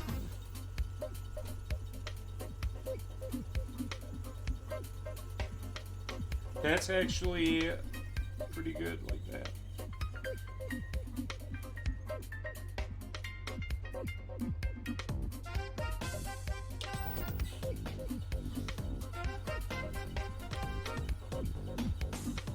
Refined lady voice. I do declare that Chateau Saint Michelle Harvest Select Sweet Riesling is marvelously delicious. Did you know that there's an app you can get for wine that I think it's called Vivino, and you take a picture of the label and you can like keep track of all the different wines you've tried and have had. Yeah, I don't even have to put any pressure on this. Oh, this is a little nerve-wracking, guys.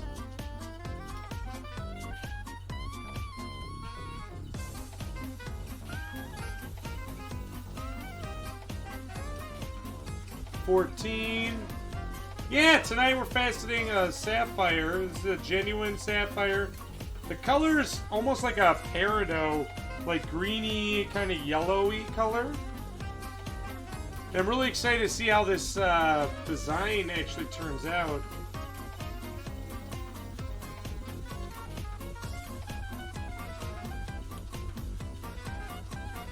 Is it very soft? No, actually, sapphire is a very hard material. It's like the next step down from diamond. However, so like, sapphire is a 9 out of 10 and diamond is a 10 out of 10 for hardness. However, diamond's like way up here and sapphire's like right here. So there's like a big space in between them. It's not just like a small step. But yeah.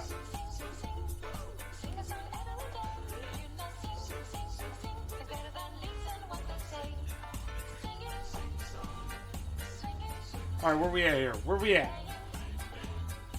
Oh my god. Oh, so for those of you that didn't make it to our last stream, oh my god. So, yes, it's exponential. Good. That's a great way of saying that, Sako. So last stream we did some wire wrapping, which, by the way, I hope you guys all enjoyed meeting Swiftwire. He really had a lot of fun. But I was just sitting here reading chat last stream, and Swift was working, and one of the viewers, I believe it was you, Piano. Piano asked me something about a top hat, or no. Piano said that they attached something to their top hat, except for they wrote it all as one word, and I read it as toe fat. So like, I read the sentence out loud. I'm like, oh yeah, and I attached it to my toe fat, and I'm like, what's a toe fat? And I'm like, whatever, I'll just ignore that and just keep going. Oh man, I lost my mind. And like, I got almost to the end of the sentence, and I'm like, it says top hat. Oh my god. So embarrassing. So that's all you guys got to do if you wanna laugh. Is start writing out words as one big word, and then I'll pretend to understand and read it wrong. Top hat, not toe fat. Yes, it carried over too.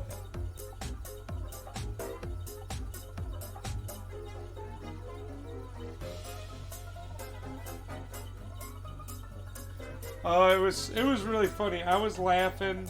I told my wife about it, and she gave me a look. She gave me the look. You guys know the look, you know, where it's like, you're dumb. You know? Oh. Wow, TGD. I didn't know they could be red. Yeah, so diamonds can actually be many different colors. A natural red diamond, if you get a diamond that's naturally red, red is actually the rarest color to find in diamonds. But a lot of the diamonds that you see has a fat toe. Exactly, Prometheus. A lot of diamonds you see in stores are actually irradiated, so they're treated to... Oh god, I thought I did the wrong one. I was about to lose my mind. They're irradiated to give them a bunch of different colors. So like, you can get purple diamonds, blue diamonds, black diamonds. You can get all different shades of diamonds, colors and stuff. It's really, really pretty.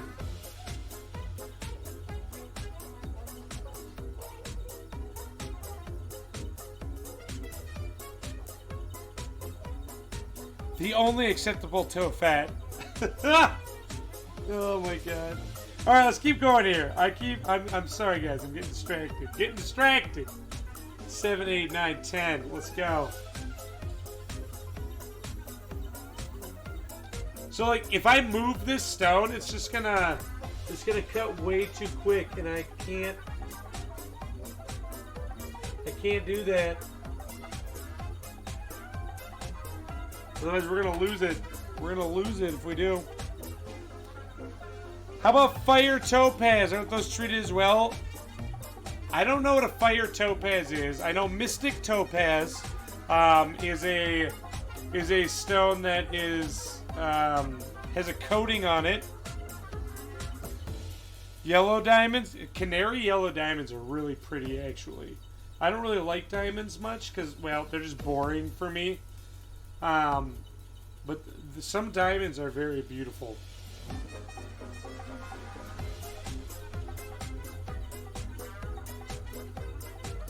You love salt and pepper diamonds or champagne diamonds? We polish opal on a lap? Yep, I have faceted opal. And they came out great. I've done opal. Or where we have 46. Sorry, these are a lot of numbers and I don't want to mess these up.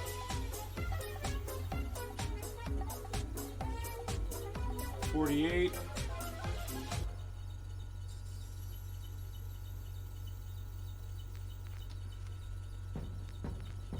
$54.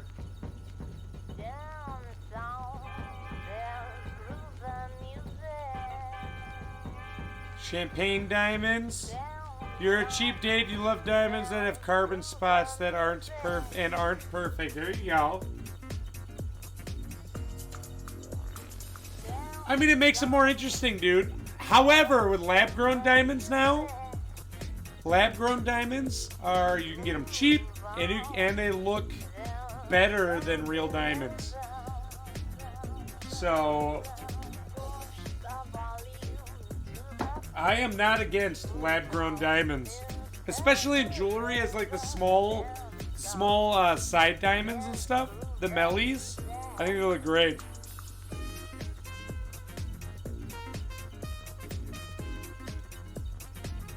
All right, 56. Did I just do 56? All right. 62.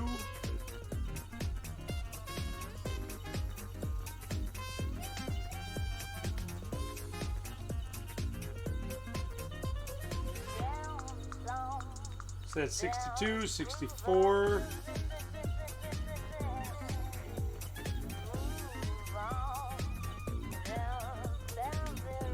70.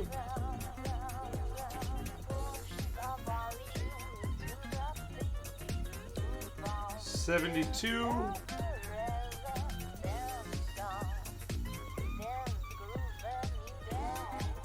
78.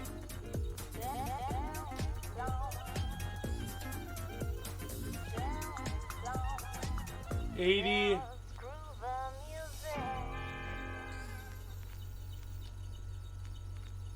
86. By the way, guys, if anyone has any questions about what I'm doing, please do not hesitate to ask. I love talking about what I do. 5, 6, 7, 8. Otherwise, I'll just talk about other random stuff, like how much I love sushi.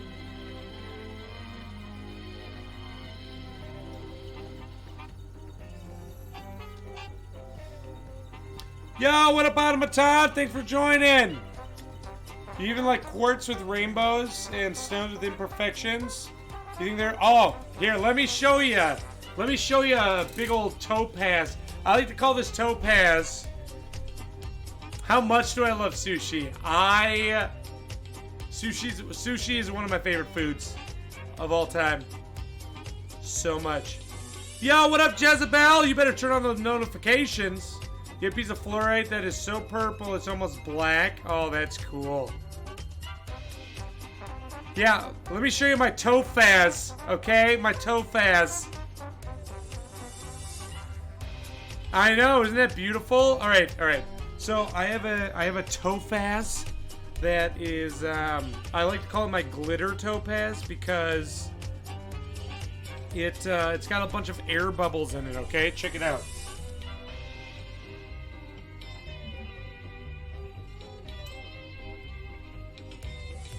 This is also probably the largest stone I've ever faceted.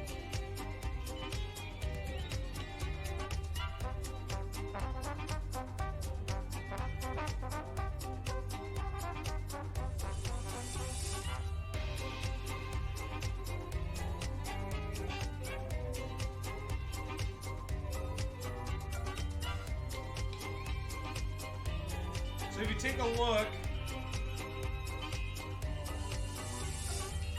you can see all the little glitter spots in it. Yeah, you see all the glitter in there? Isn't that cool?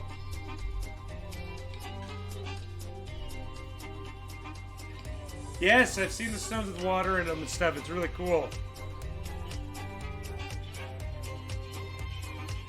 That other one before this was a garnet. Yes, look at those bubbles. I know, right? Yeah, isn't that beautiful? I think it looked great.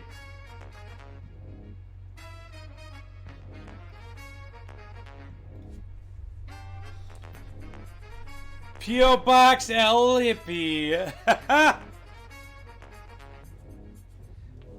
Alright, so we got all these cut. Let me show you.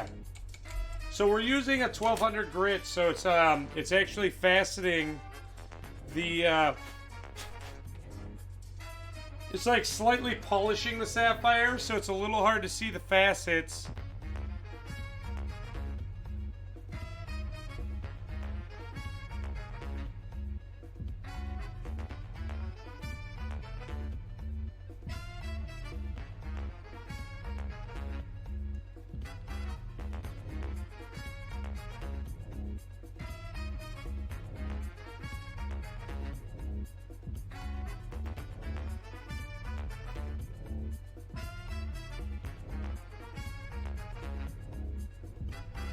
Is that cyanoacrylite? No, this is sapphire. It's corundum. I don't know what a sapphire... I don't know what cyanoacrylite is. I know what cyanoalgae is. Oh, what it's attached to is super glue.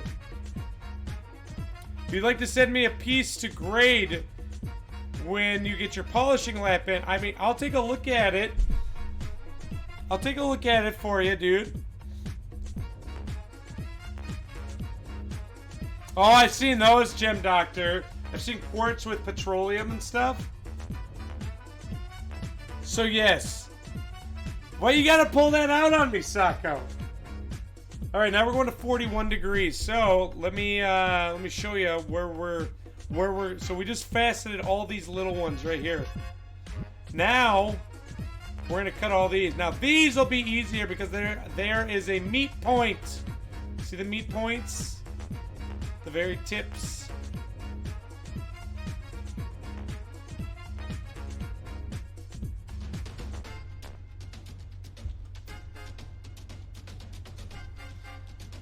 And what we're gonna do is we're actually gonna use our 600 grit because these I think stay frosted.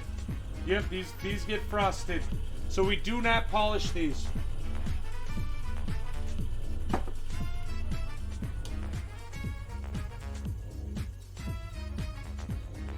How'd you know they were frosted?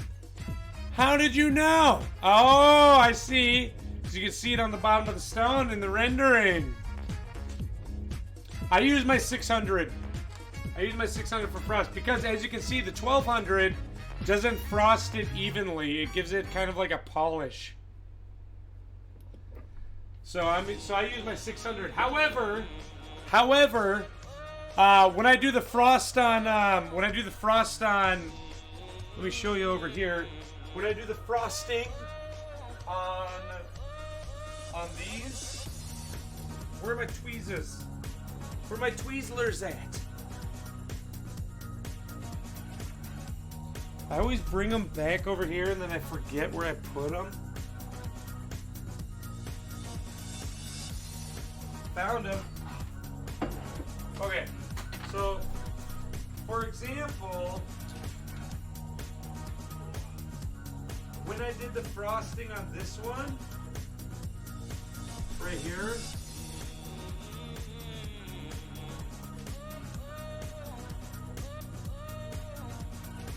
when I did the frosting on this, I used my 1200 on this one because the stone is small and I didn't want it to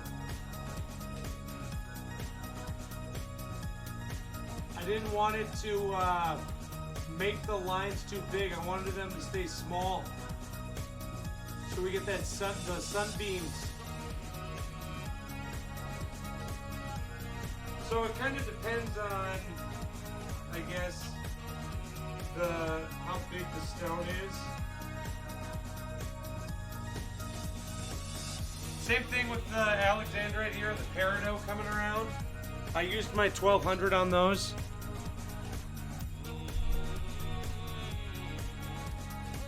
Thank you.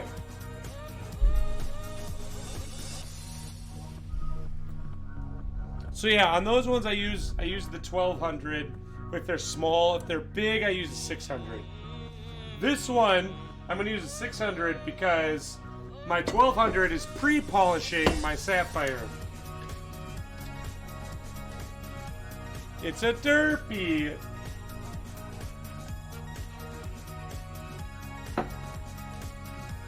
Alright, now we go to 41 degrees.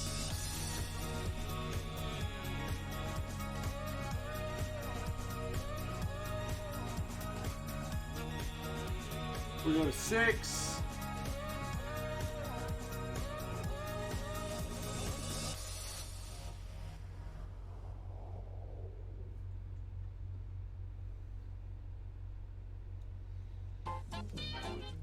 All right, Sacco, have a good one, man. Thanks for joining. I really appreciate the support. Have a pleasant sleep.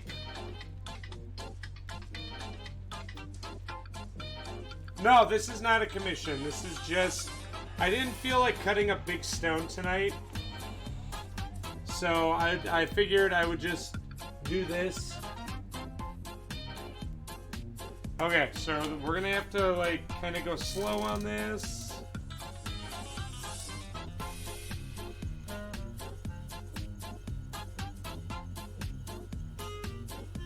No, I'm waiting for rough to come in. I'm waiting for all my rough to come in. Actually, this weekend we might be doing another rupee out of cubic zirconia, because I just had some cubic show up.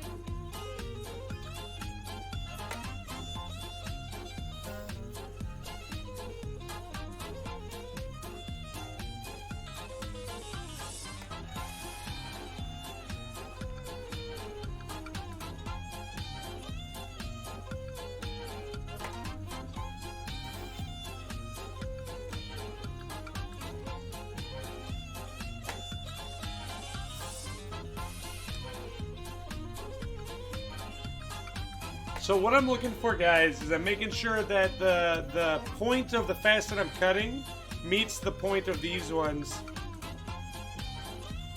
Yeah, you want your tips to touch when you're faceting, because it allows the light reflects properly and you get a better sparkle.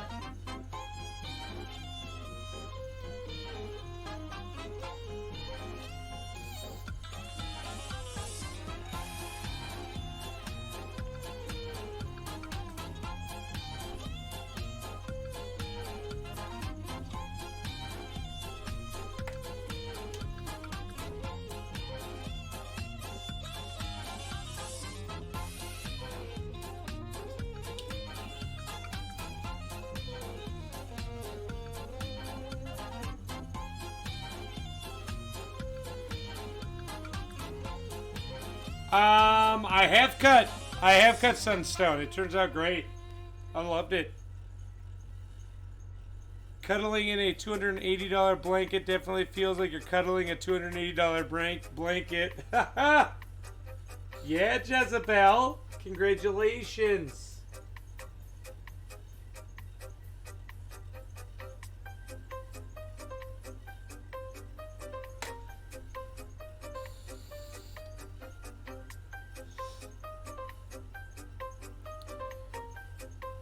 You're picking out rough, so you're just curious. Yeah, dude, sunstone turns out really pretty. Sunstone can get expensive, though. I just did regular sunstone. It came out gorgeous. Actually, it's on my Instagram if you want to take a look. Yo, what up, Racing Kid? Thanks for joining.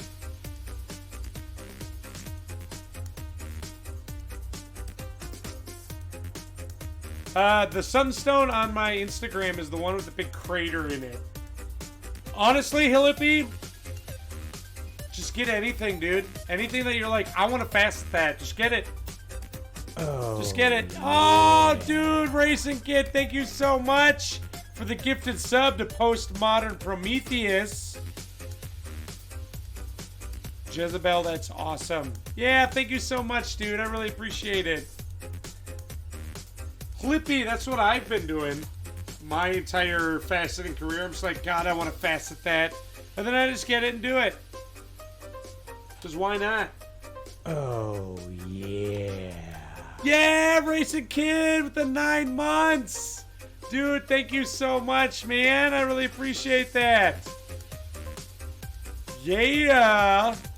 9 months. Does that mean you unlocked the Emerald badge? Alright. So we just cut that. Now what do we got? We got... That was 22, 30. We've been drooling over some sick looking opal. Yeah. Alright, 30.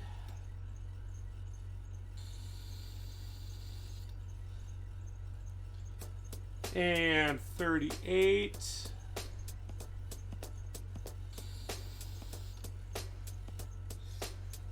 And 46. And 54.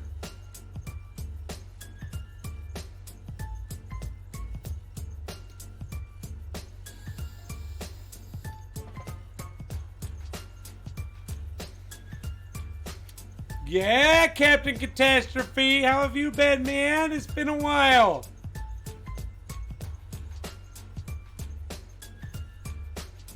Oh, no, that's Sapphire. You got a Sapphire badge. Good old Sapphire. Unlocking the Sapphire. I don't remember what colors I have where. I actually want to get some new badges.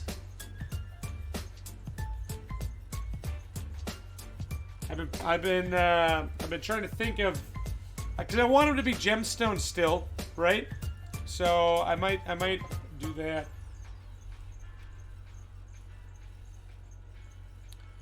Anything shiny or rainbow immediately gets your attention. Well, that's why you found my channel, right? Because of my shiny head.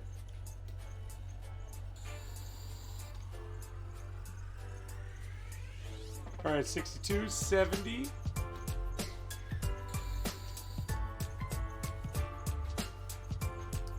78.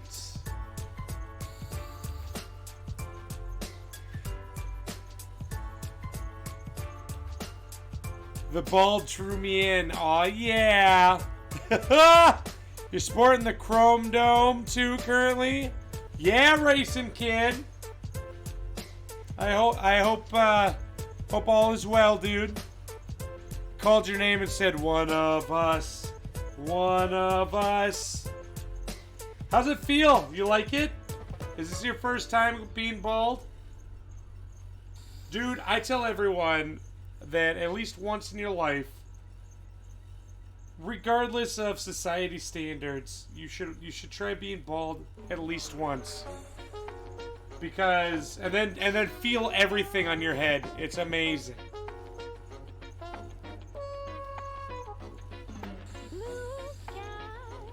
It's absolutely an amazing feeling.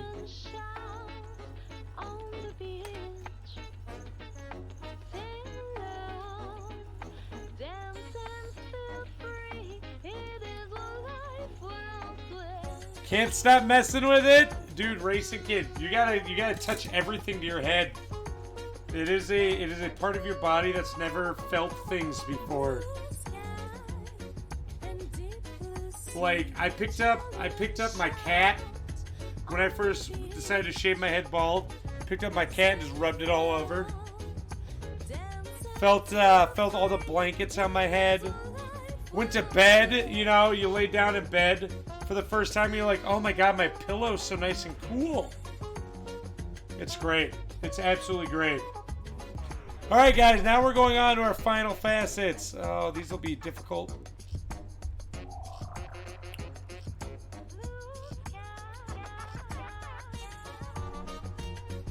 This is different.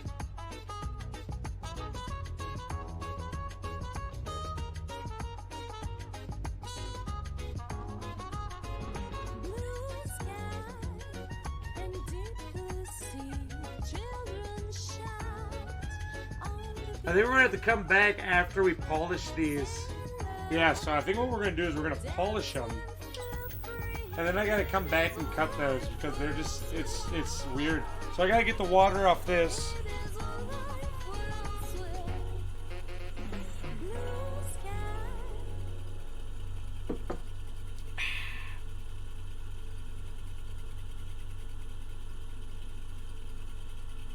So what we're going to do is we're going to give this a nice high polish, so we got to go back to 43 degrees.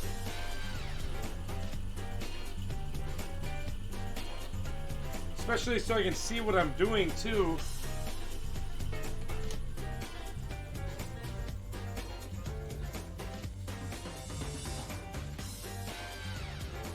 Well, and that's the cool thing too about being bald is when you wear a hat. When you wear a hat, your hair never feels greasy when you take it off after a while. You know what I mean? You know what I mean?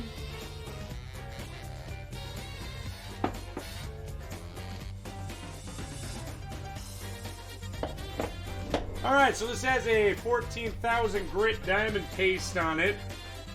We do not use water. We've got some lubricant already on there. It's like an oil. We like to call it our cat lube. Dude, thank you so much, lol boys 44.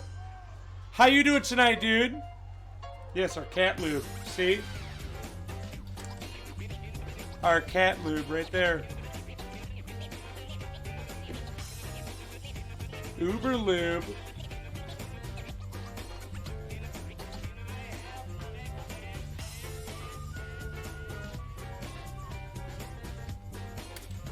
Alright, so what this is going to do is it's going to give it a nice mirror finish.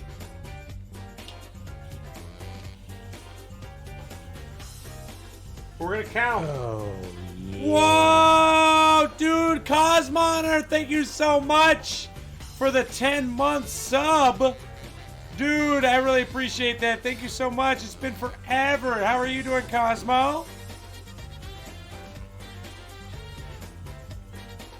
That is a real product. You made a mistake of looking up Lubrafresh on Amazon at work. Trying to find a product. Oh, no.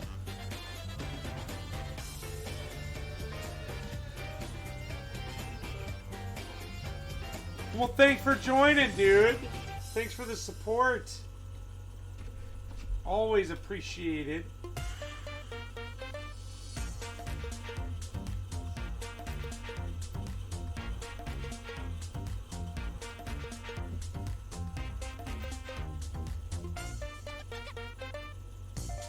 Oh, yes. All right, you guys want to see it? You want to see what it looks like? Odorless, tasteless, and waterproof. Perfect. Alright, right? So here's our real, like, kind of dirty... Right there. Right there's our facet. Oh, look at that thing. Look at that thing shine. Alright. So we did 15 strokes. We stroked it 15 times.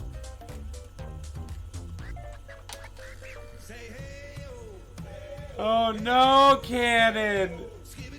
Yo, what up, Fiber Mage? How you doing tonight, dude? Thanks for joining. Alright, 7, 15.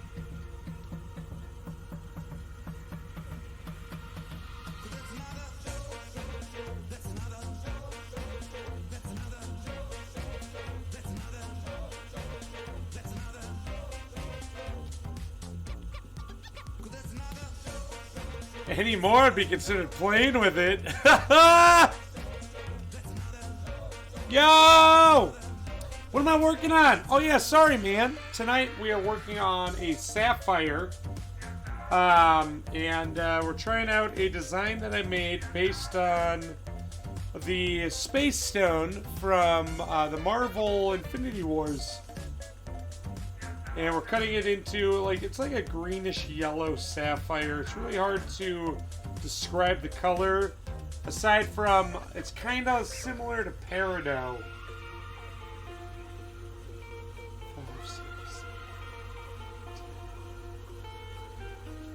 I gotta make sure I count the strokes so that we're even all the way around, guys. Yeah!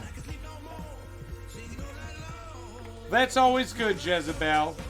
Fiber Mage, I hope you're doing well. Just lurking, you got a crazy headache, but you wanted to stop in. Oh, thank you so much for the support, man. I really appreciate that.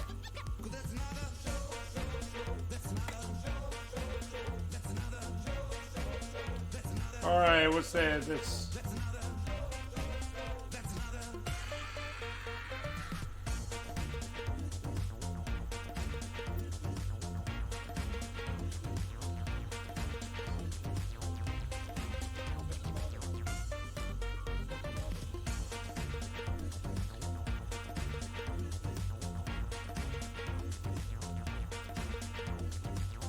Yeah, thanks for the lurk, Automaton.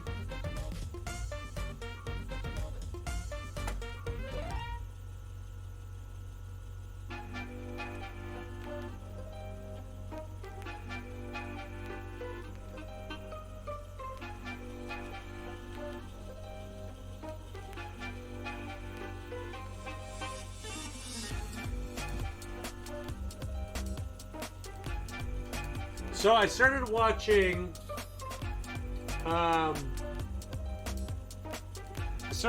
this this Netflix anime, and it's called the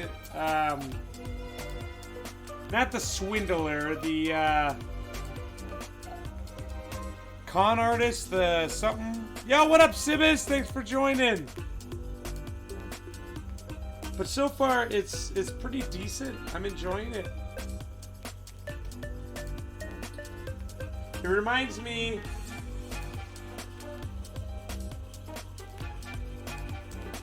it reminds me like of Trigun and Cowboy Bebop. So I'm really enjoying it quite a bit.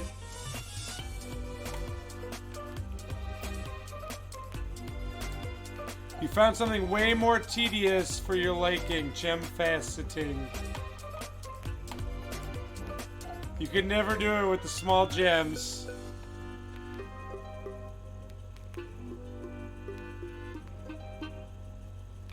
I mean, it's... So, I always tell people that are like, hey, would you be willing to teach me how to cut gemstones? And I said, yeah, you can come over and I'll show you how to facet. 1 in 5 people ever finish a gemstone that I have taught. 1 in 5 people. Because I've taught more than 5 people. I'm saying 1 in 5 ever finish their first stone. And it's because a lot of people just don't have the patience, number 1. Number 2, they don't like how much time it takes either.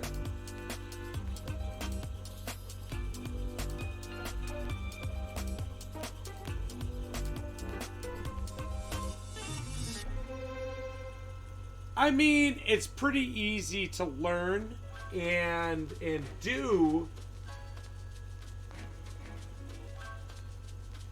But it definitely takes a bit.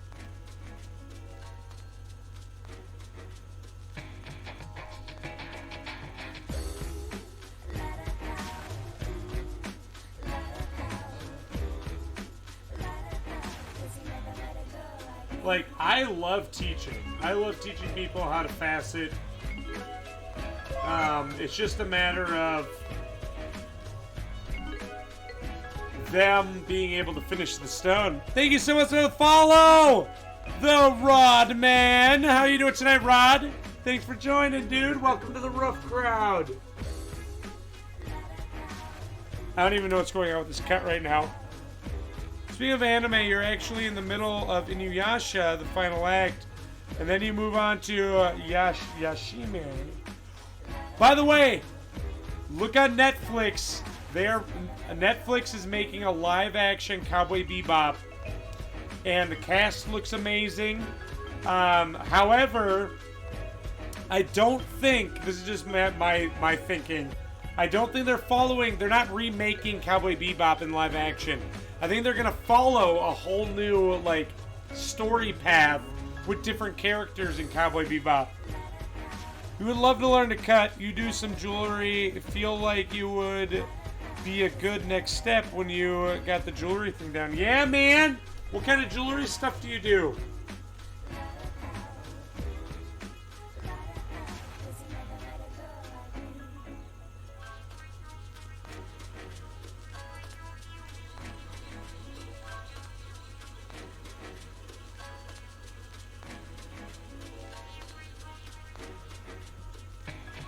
Yes, I'm so excited. Cowboy Bebop is like my nostalgic childhood. I don't even know what's going on right now with the sapphire. Don't even know. This cut is very confusing. Sibis, have you done the space stone cut on a sapphire yet? 'Cause that's what I'm trying to do right now.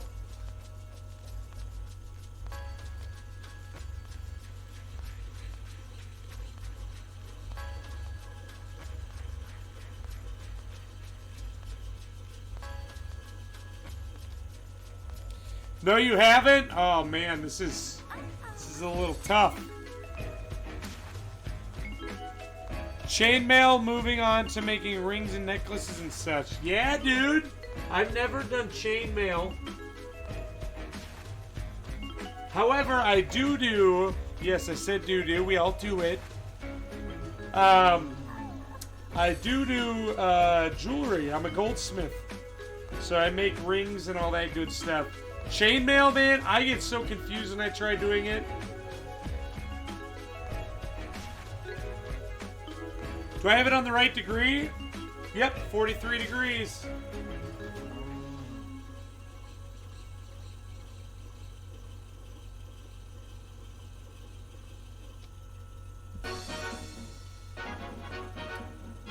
You only have clear sapphire synthetic. Honestly, Sibis, I would suggest doing that.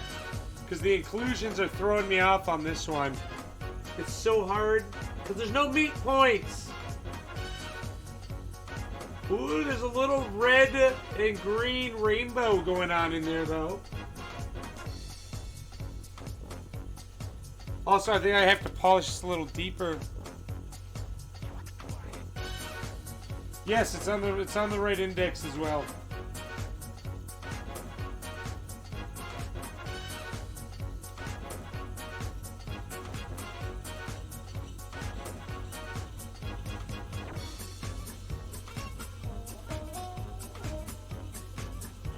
Let me show you, okay? You guys are gonna look at this and you're gonna be like, okay, that's a mess. That just looks like a mess. You're learning silversmithing. Yeah, dude. Silver, once you get silver down, gold is easy. Trust me. Once you get silver down, gold is easy because silver is a pain in the butt. All right, Cake Trez, thank you so much for hanging out. Have a great evening or food time. Really, really appreciate your support. All right, check it out. Look at this.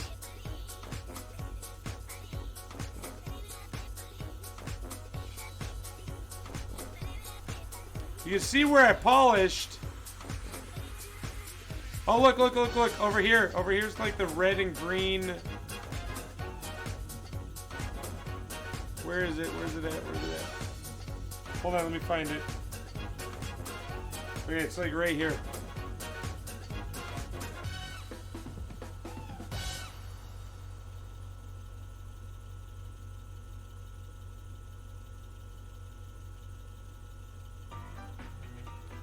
There it is. You see the red and greens? See that little red and green like flare right there?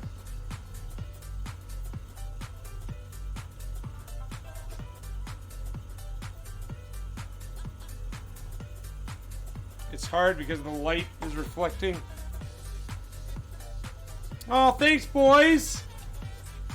You'd love to better your soldering skills? Say hello to my little red and greens. Yeah, what up, Casey? How you doing tonight, dude? Thank you so much, Cake Tris. Have a good night, dude. Won't be worse than the oval you just fishbowled.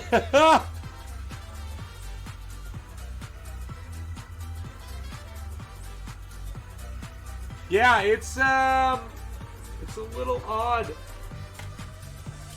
So I think what I need to do is spread out. I need to put a little more lube on here. We're gonna spread out this polish a little bit.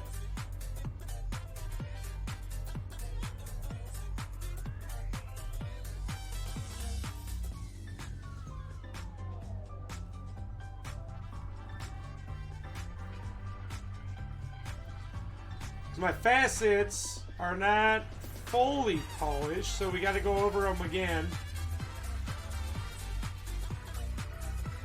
Before we do, I'm going to use the restroom. And then we'll get moving.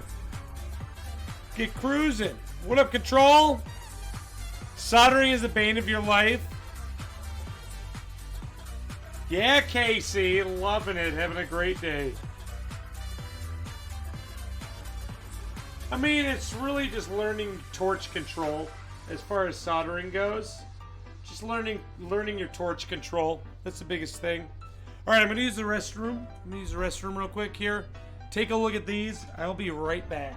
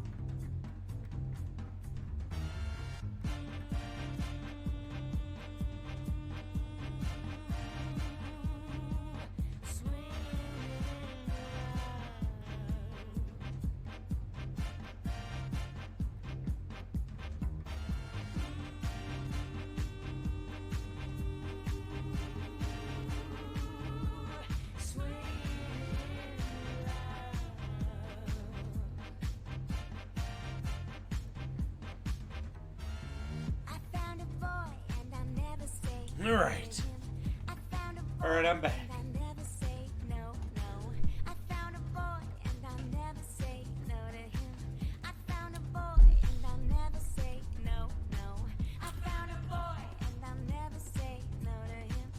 For you, it's hard to find a place to practice soldering and you don't feel comfortable doing it at your home.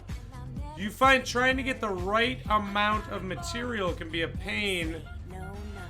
You have a tendency to use too little and leave hard to fix gaps. Okay, so what are you soldering, boy? You do most of your work in your house, so it's not much of an issue. Alright, Jezebel. What exactly are you polishing? I mean, soldering.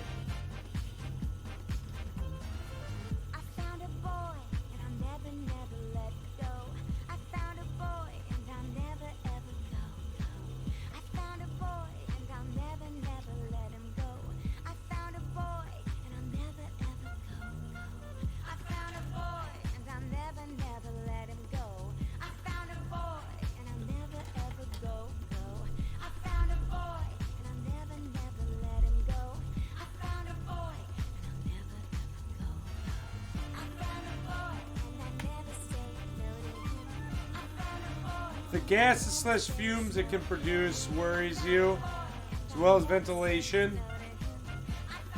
Small ring bands, little okay. First of all,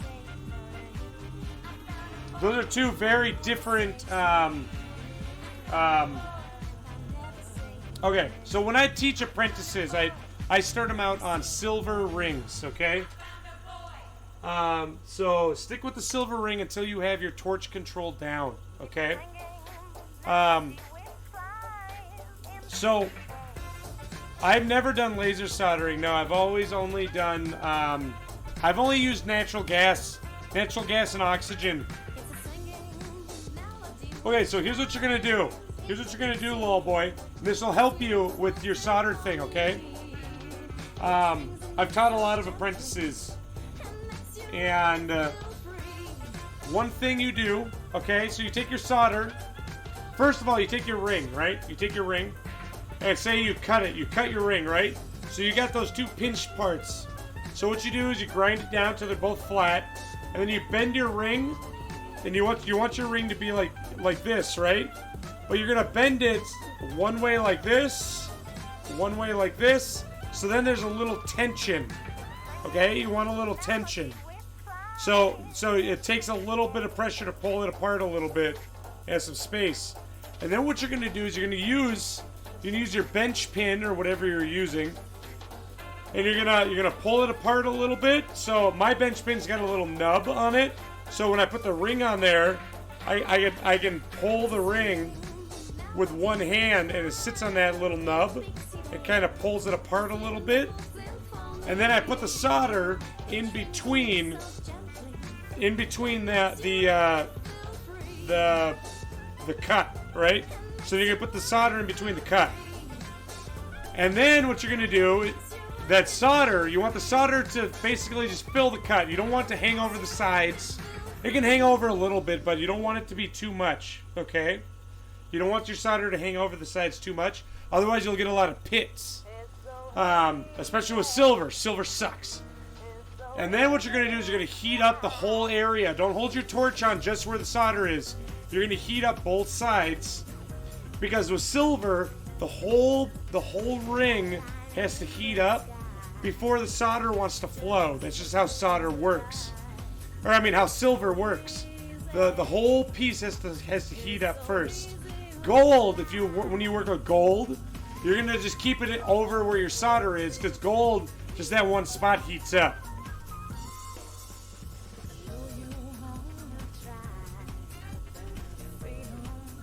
So does that make sense?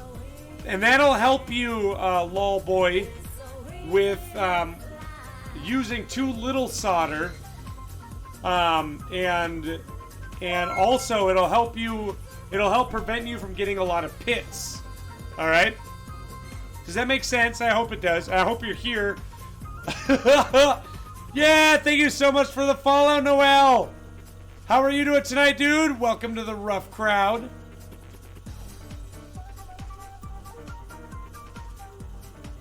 Yeah, exactly. Yeah, Kimmy. How you doing, dude? All right, where are we at here? By the way, guys, if you're just joining me, tonight we are working on a sapphire, and we are currently polishing it. This is like a weird kind of... Let me show you where we're at. It's a weird greenish yellow color, and it looks messy. It looks messy. Don't judge. Don't judge. So yeah, sorry, it's also hairy. Forgot to shave my stone here. So yeah, we're giving it a nice high polish on our 14,000 grit diamond paste.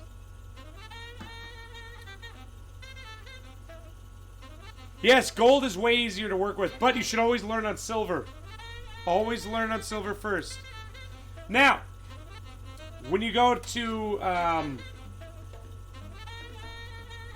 you don't like these storms that we're getting? Yeah, we're getting some thunderstorms. I love thunderstorms, dude. I will take a thunderstorm every day if I could. Good, I'm glad you're doing well, Noel. By the way, guys, if anyone's got any questions, please feel free to ask. I love talking about what I do. Now, for a chain. Chain is kind of, is a little different, okay? So, for chain, what kind of chain is it, first of all? I'm imagining a box chain. Dude, I love the thunder when it cracks and I can feel it. Oh, I absolutely love it.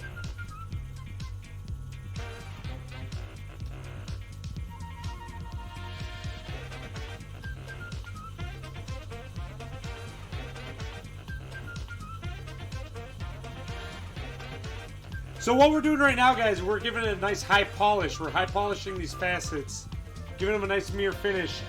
This design is one that I made based off of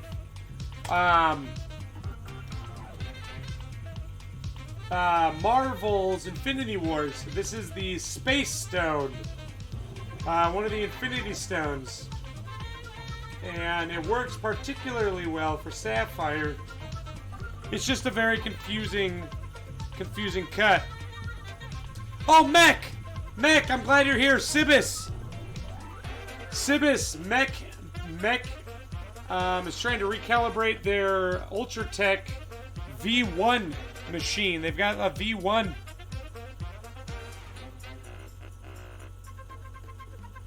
Oh, thank you, Sibis.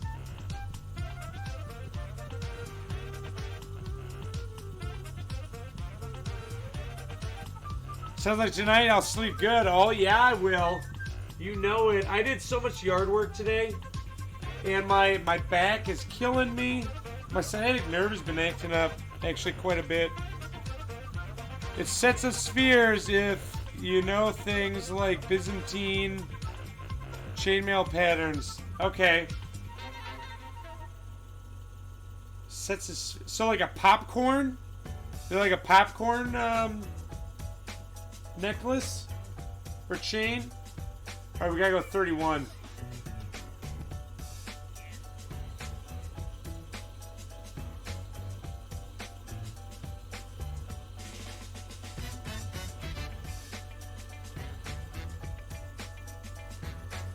Kind of? Okay.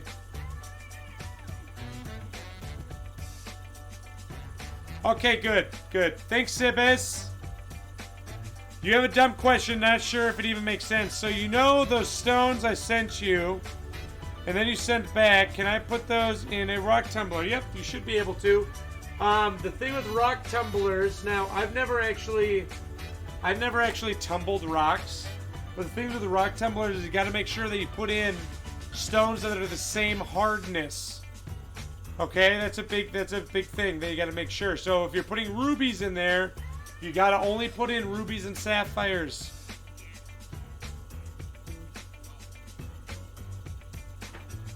For you with chains, you solder open jump rings and close them up to close them off. Okay. So no, I've never tumbled rocks. I've only faceted them.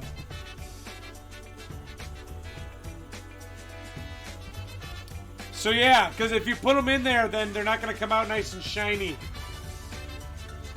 Yeah, so read up on it, Kimmy. Make sure you read up on it. Or where are we at here? Sorry, I keep losing my spot. 39. With a chain, okay, here's how I do chains. As long as it's not like some crazy chain, but if it's similar style to like a box chain, or even a popcorn chain, or if it's got those balls or whatever. If your chain's got balls, if you do that in the future, yep, you can totally have them faceted in the future as well. I've actually bought tumbled stuff and cut it. So what I do is, so I have a hot plate. I have a hot plate that I fasten on, that I do repair work on. So you got your hot plate, right? And you got your chain sitting on it. Then you got your other side of the chain, right? And you wanna fix it and bring them together, right? So what I do, number one, with chains, you want to use as little solder as possible.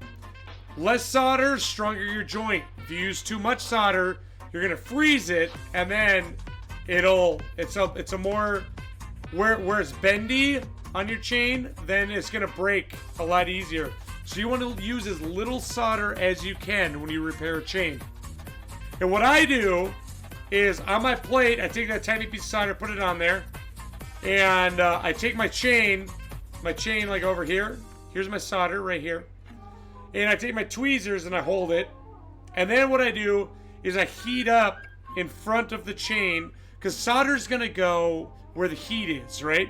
So I put my torch behind the solder, and I'm pointing my torch at my hot plate. so it heats up the plate, not the chain.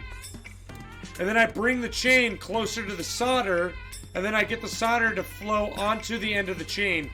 As soon as you see that solder flow onto the chain, you take your heat away. And then what you do is you set it up so your chains are like this. Is my head too shiny? So your chains are like this. And then what I do is I put my torch right here. And again, I'm pointing my torch at the heating block, or at the heating plate. So right here, and my chain is like way up here, right? So then, and then the heat, the residual heat from the torch is heating up the chain. It'll be slower, but it's heating up the chain. And then what I do is I touch the chain and touch the chains together. So I got my tweezers on one side and I'm bringing it to the chain. And then that heat right here will make it flow. And then as soon as you see it flow, you take it away. Because again, if it flows up into your chain, it's gonna be weak. And then you gotta do the pull test, okay? You gotta pull it. So you just kind of go like this with your chain. If it breaks, you had a weak solder joint. I hope that helps. I hope that helps.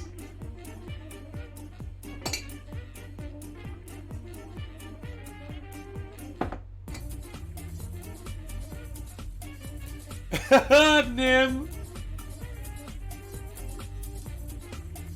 All right, where are we at here? 39, 47.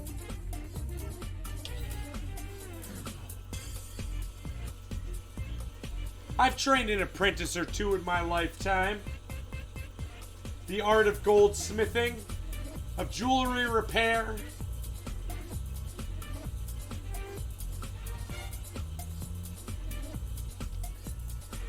Yeah, exactly. Yep. And by using a tiny amount of solder, you, like I said, you don't flood it with solder. Number one, then you don't freeze it. And number two, it's just a stronger joint. Yeah, not a problem, guys. I wish I had equipment here at home that I could teach you and show you here on stream. Maybe one day I'll get enough money to actually buy my own equipment. Save it up.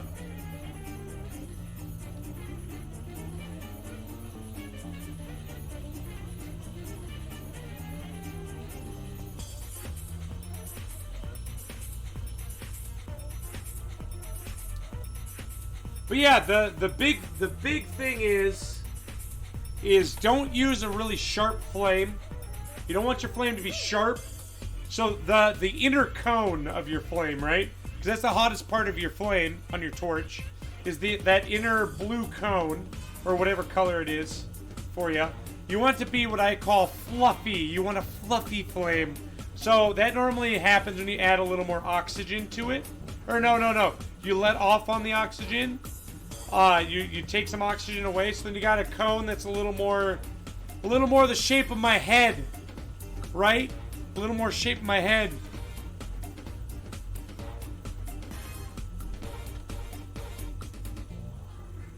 I suppose, Sibis, I suppose.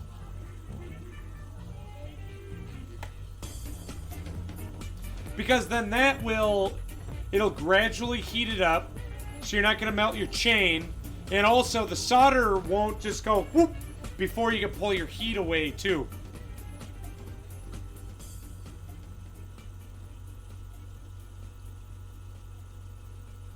All right, where are we at? 54? Nope. We're not at 54, Ryan. We're at 55. 63.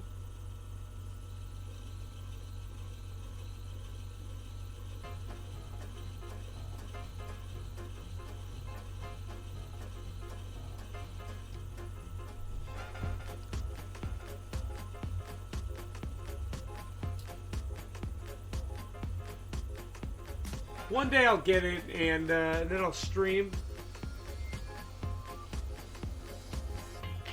The Sapphire's got some inclusions that break the surface, too.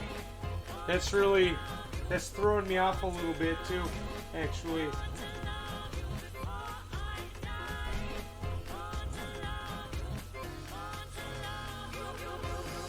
shape of Ryan's head, yes.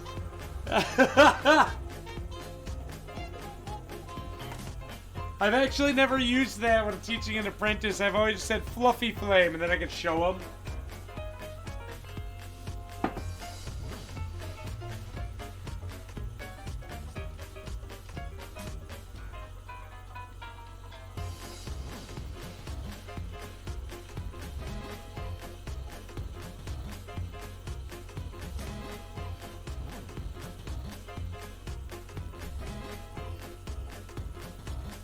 Yeah, you are. How you doing tonight, dude?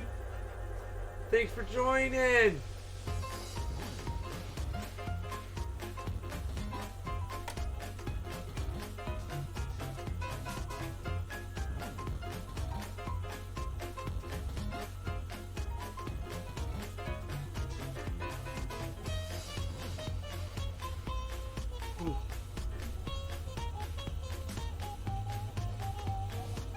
Yeah, man. Oh, dude. Setting stones. So there's a lot of different ways of setting stones. My preferred method of setting stones, say in like a normal crown, right? A normal head. I like using a 90-degree burr. And I cut all the prongs at once. So I just take it and I just go, and then it cuts them all at once.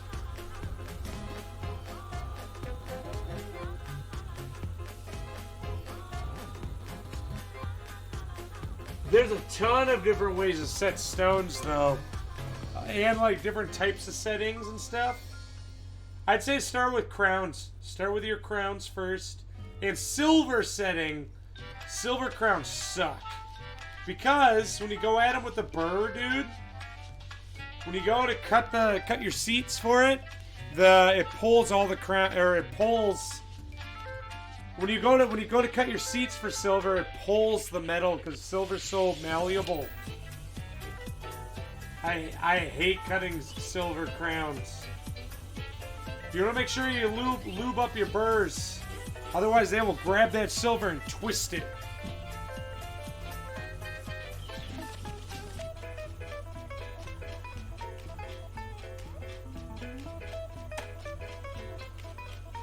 Alright, where are we at here? By the way, guys, tonight we're faceting some sapphire. If you're interested in a little bit about sapphire, you can type !gem. And I'll give you a little tidbit, just a little tidbit on what sapphires are.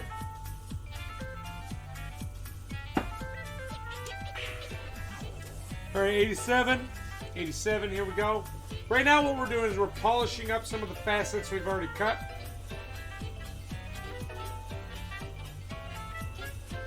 Giving them a nice mirror finish.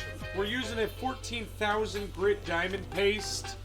And that gives them a nice, beautiful shine. Kind of like what you see right here.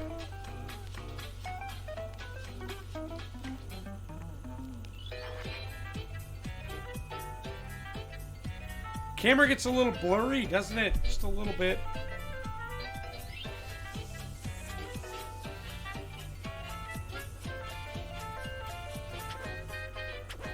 Tried test cutting your trash ring collection and the silver kicked it back. Yep. You're only using a Dremel. Just make sure you got a bench pin. You want to have a bench pin when you do it because that's what a bench pin is for, is to give you stability. So then you can put your ring on there and then you can cut. You can cut the each seat individually as well. I prefer doing it all at once. And also, it won't kick back at you as easily if you put some wax on it. You can just use regular beeswax, or there's also wax that they sell too for burrs.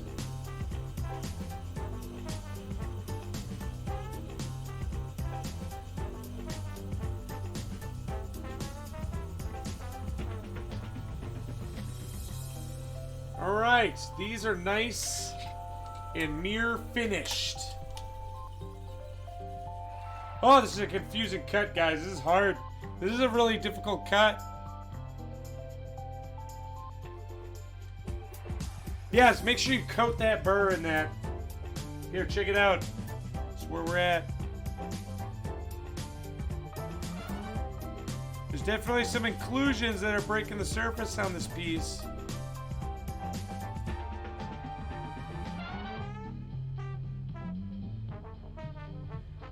There's that little red and green. You see it? You see it right there? You see that little flash?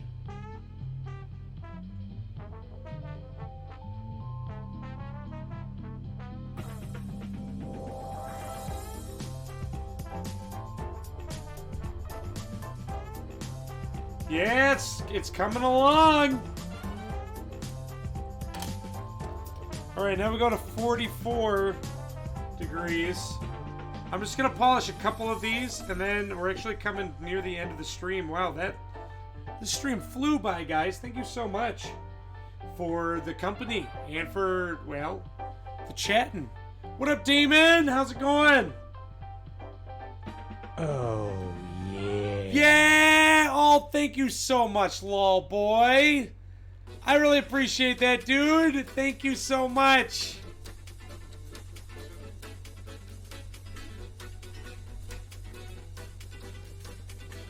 I'm glad you're enjoying yourself. Thank you for your generosity and support. I know, isn't that a gorgeous cut?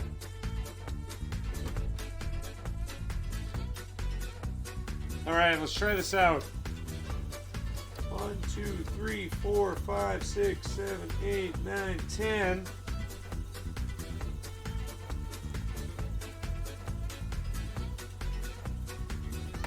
Okay, now the next one.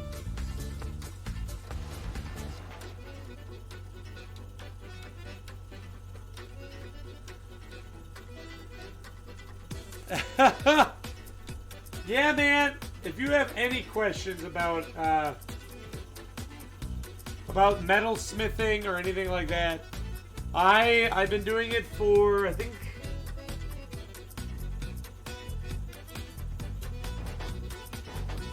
this will be my 9th year.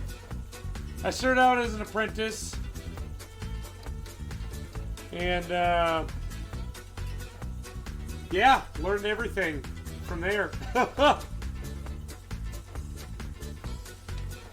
So yeah, dude, if you have any, whoa, moving my entire machine. Any questions or at all, I will do my best to teach, because I love teaching. Relaxing for a bit, tucking back into the math homework. Oh man. Yeah, it's my pleasure. I love this music so much.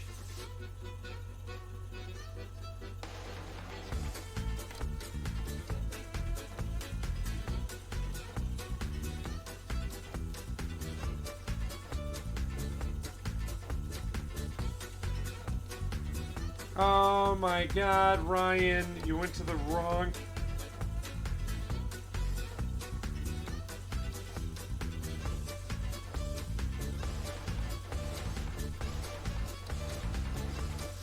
I know. When I went and looked, looking for an apprenticeship, dude, I had so many people just look at me and laugh in my face. So many people.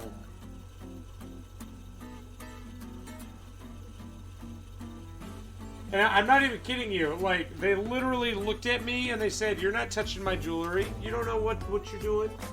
I'm like, "Please teach me. I'll work for free." And they just said, "No, go away."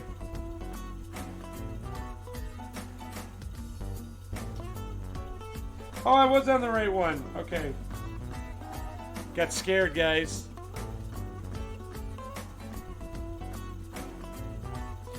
Well, dude, especially for goldsmithing, I hired some apprentices.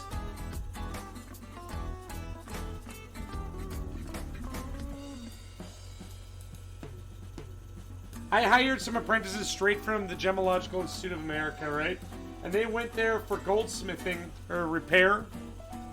And they didn't know half as much as the apprentices that had been working for me or with me for like 6 months. So, okay, it's starting to come together now. Let me show you guys. Now it doesn't look so messy. So yeah, you're way better just go to your local jeweler and ask them. But you got to make sure that you show them you want it. Otherwise, you're just a waste of their time.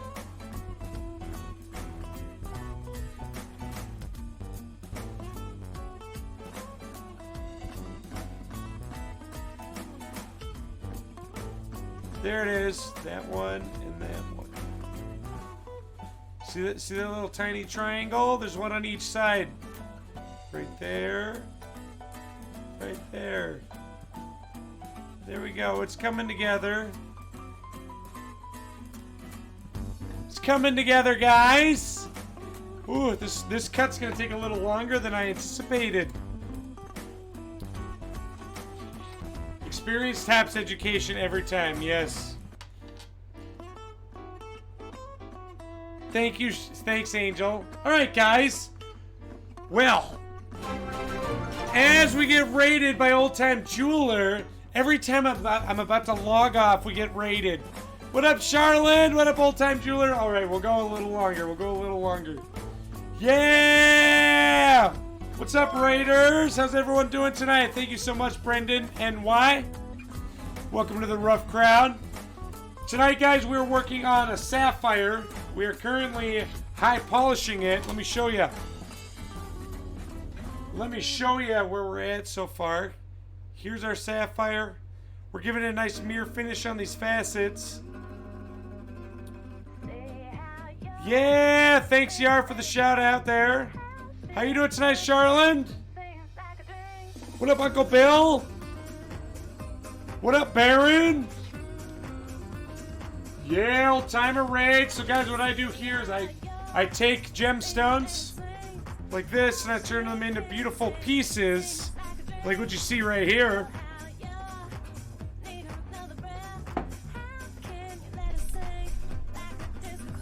I also am a goldsmith, like Old Time Jeweler. However, I don't have the equipment nor the experience that he has. So, how was the stream? What were you guys working on? Oh yeah, where my stones were a little hairy right there. Sorry.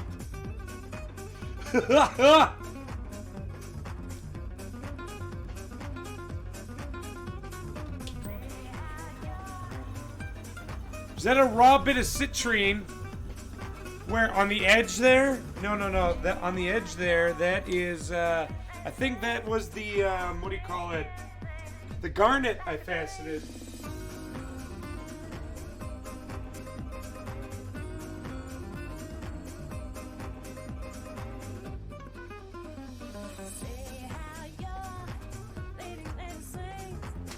That's the color change garnet right there. Oh, the one I held up. Yes, that was a citrine. That was a citrine. Yes.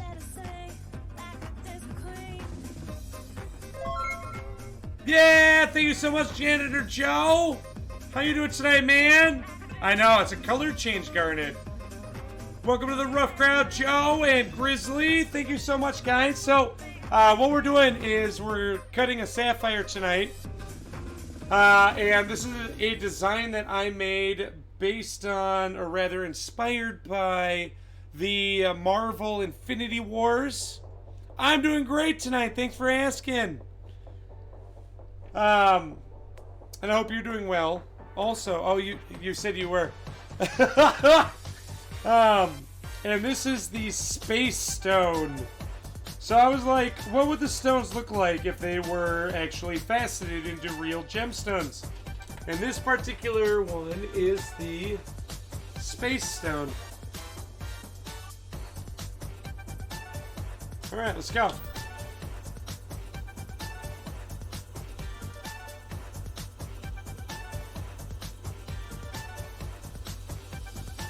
So we also got to kind of count our strokes here, because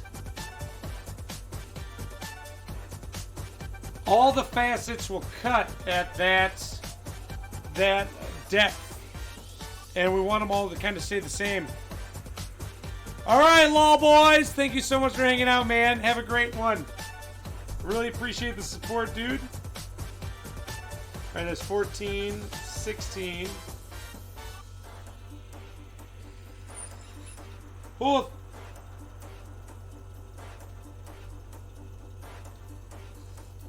It doesn't sound right. No, it's right. Okay.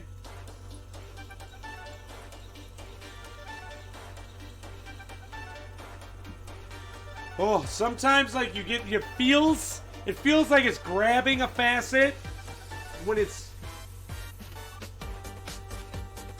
or something like that it shouldn't be doing. And actually we gotta go back. We gotta go back a facet here. And we're gonna go back to 14 here real quick.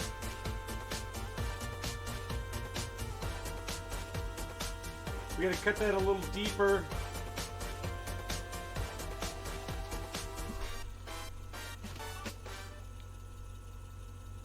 Ryan, when you use accelerator on your super glue, can you just start cutting a few minutes later? I normally let it sit around for about an hour, and then I go at it. Yeah, thank you so much, Charlotte, for the 100 bits, dude. I really appreciate that. What up, Tim? Our guardian angle has arrived.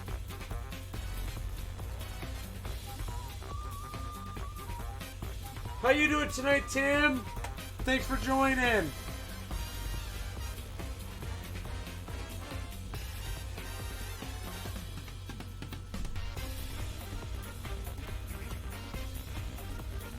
Our guardian angle.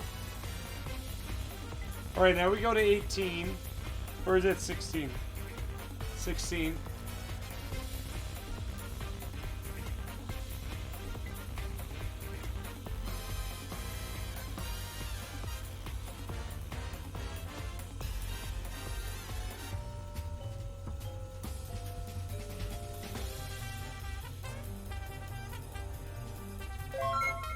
Yeah, thank you so much for the follow, Frosty Zan. Welcome to the rough crowd. How you doing tonight, dude? Guys, we might need to put a little more polish on here.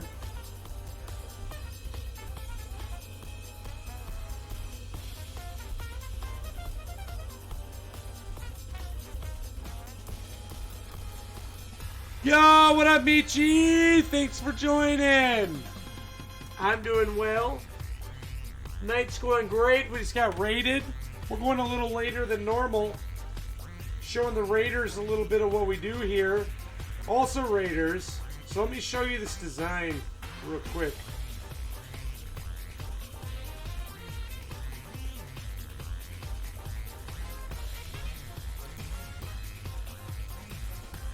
Let me show you. So I also, like I said, sorry, my face cam isn't going to be working here when I bring you over here. But what we also do is we design gemstones. So like I said, this is our space stone. So if you look here on the bottom, what we are doing is we are currently polishing all of these facets right here. This is kind of what the stone will look like. Yeah, dance party. But yeah, I do all kinds of designs, and it's amazing. It's amazing what you can do with gemstones. Like here's Captain America's shield. Oh, let me show you some cool stuff here. Hold on, I'll show you a few before we call it a night tonight. Okay, guys. These are ones that someone else did that's a lot better at it than I am. But let me show you. Let me show you real quick. I gotta take you to another camera so you can't see how to facet them, because this is not my work that I'm sharing. Alright, check it out. You can put pictures in gemstones. Is that not amazing? Or what? Sorry, like I said, my face cam's not working. So this has a little fairy in it. One day we will fasten the Captain America shield. One day.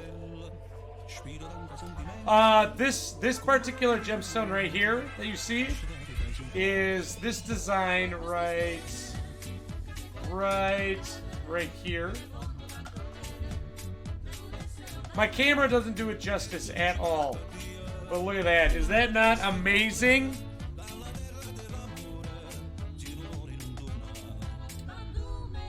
Yes, Tinkerbell. I know. So, you can do some amazing stuff with gemstones. Wait till you see this. Wait till you see this one. This one is who we call. This is Professor Sue. Professor Sue is a Professor Ox for the New Year, the Vietnamese New Year. This is Professor Sue. And as you can see in the background of the gemstone, it says E equals MC. Is this not amazing? Dude, you can do some insane stuff with gemstones, okay? And this is actually by a guy that is Viet Gems. They're called Viet Gems. Viet Gems. And they do amazing work and are like cutting edge as far as designing gemstones and other things too. It's pretty crazy. I know, right, Charlene? Isn't that amazing? Let me show you. Here, I'll show you a couple more, okay? I'll show you a couple more. One day I'm gonna cut this. Here's a beautiful sunflower. Beautiful sunflower. How do you get your stones into rough shape? Does it happen with the same equipment but different grit? Yep, exactly. Exactly, Baron. So each one of the laps. So here, come back here. So each one of these has a different grit to it. So it's essentially like sandpaper. So I normally start with like 260 grit, or and then I drop down to 600, and then I drop down to 1200. And then I drop down to 3,000, and then from 3,000 I go to 14,000, which is what this is right here. Yeah, thank you so much, Charlene. All right, let me show you one more. Let me show you one more.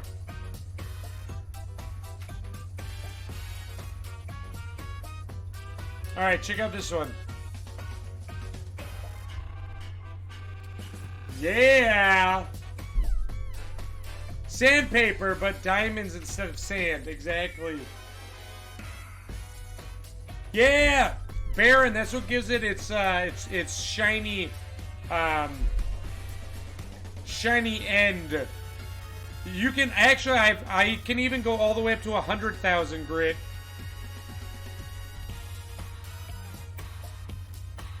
But yeah, guys.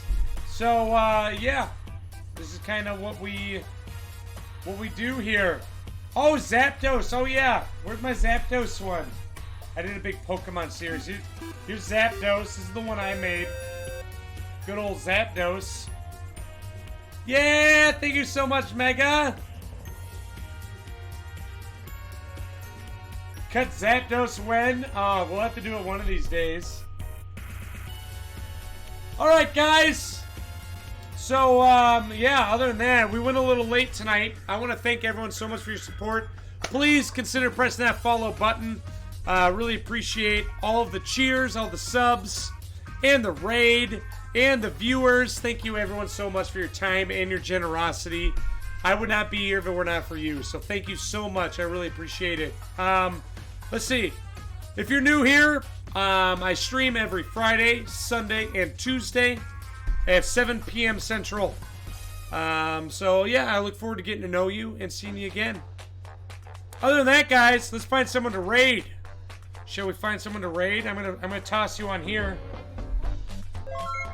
Yeah, thank you so much for the follow, Figul. Welcome to the rough crowd. Hope you're doing well tonight. do a little raid train.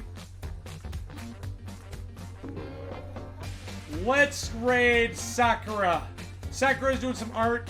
She is an amazing artist, so we're gonna go check her out. She makes really adorable artwork. A lot of it is based on Animal Crossing, and she's super. Oh, thank you so much, Baron. I really appreciate that, dude.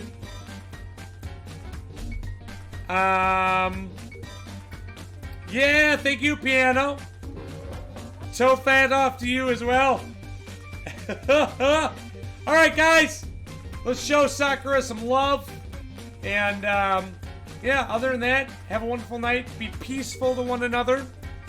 And try to use less plastic. Save the earth. I'll see you guys on Friday. Have a good night. Bye.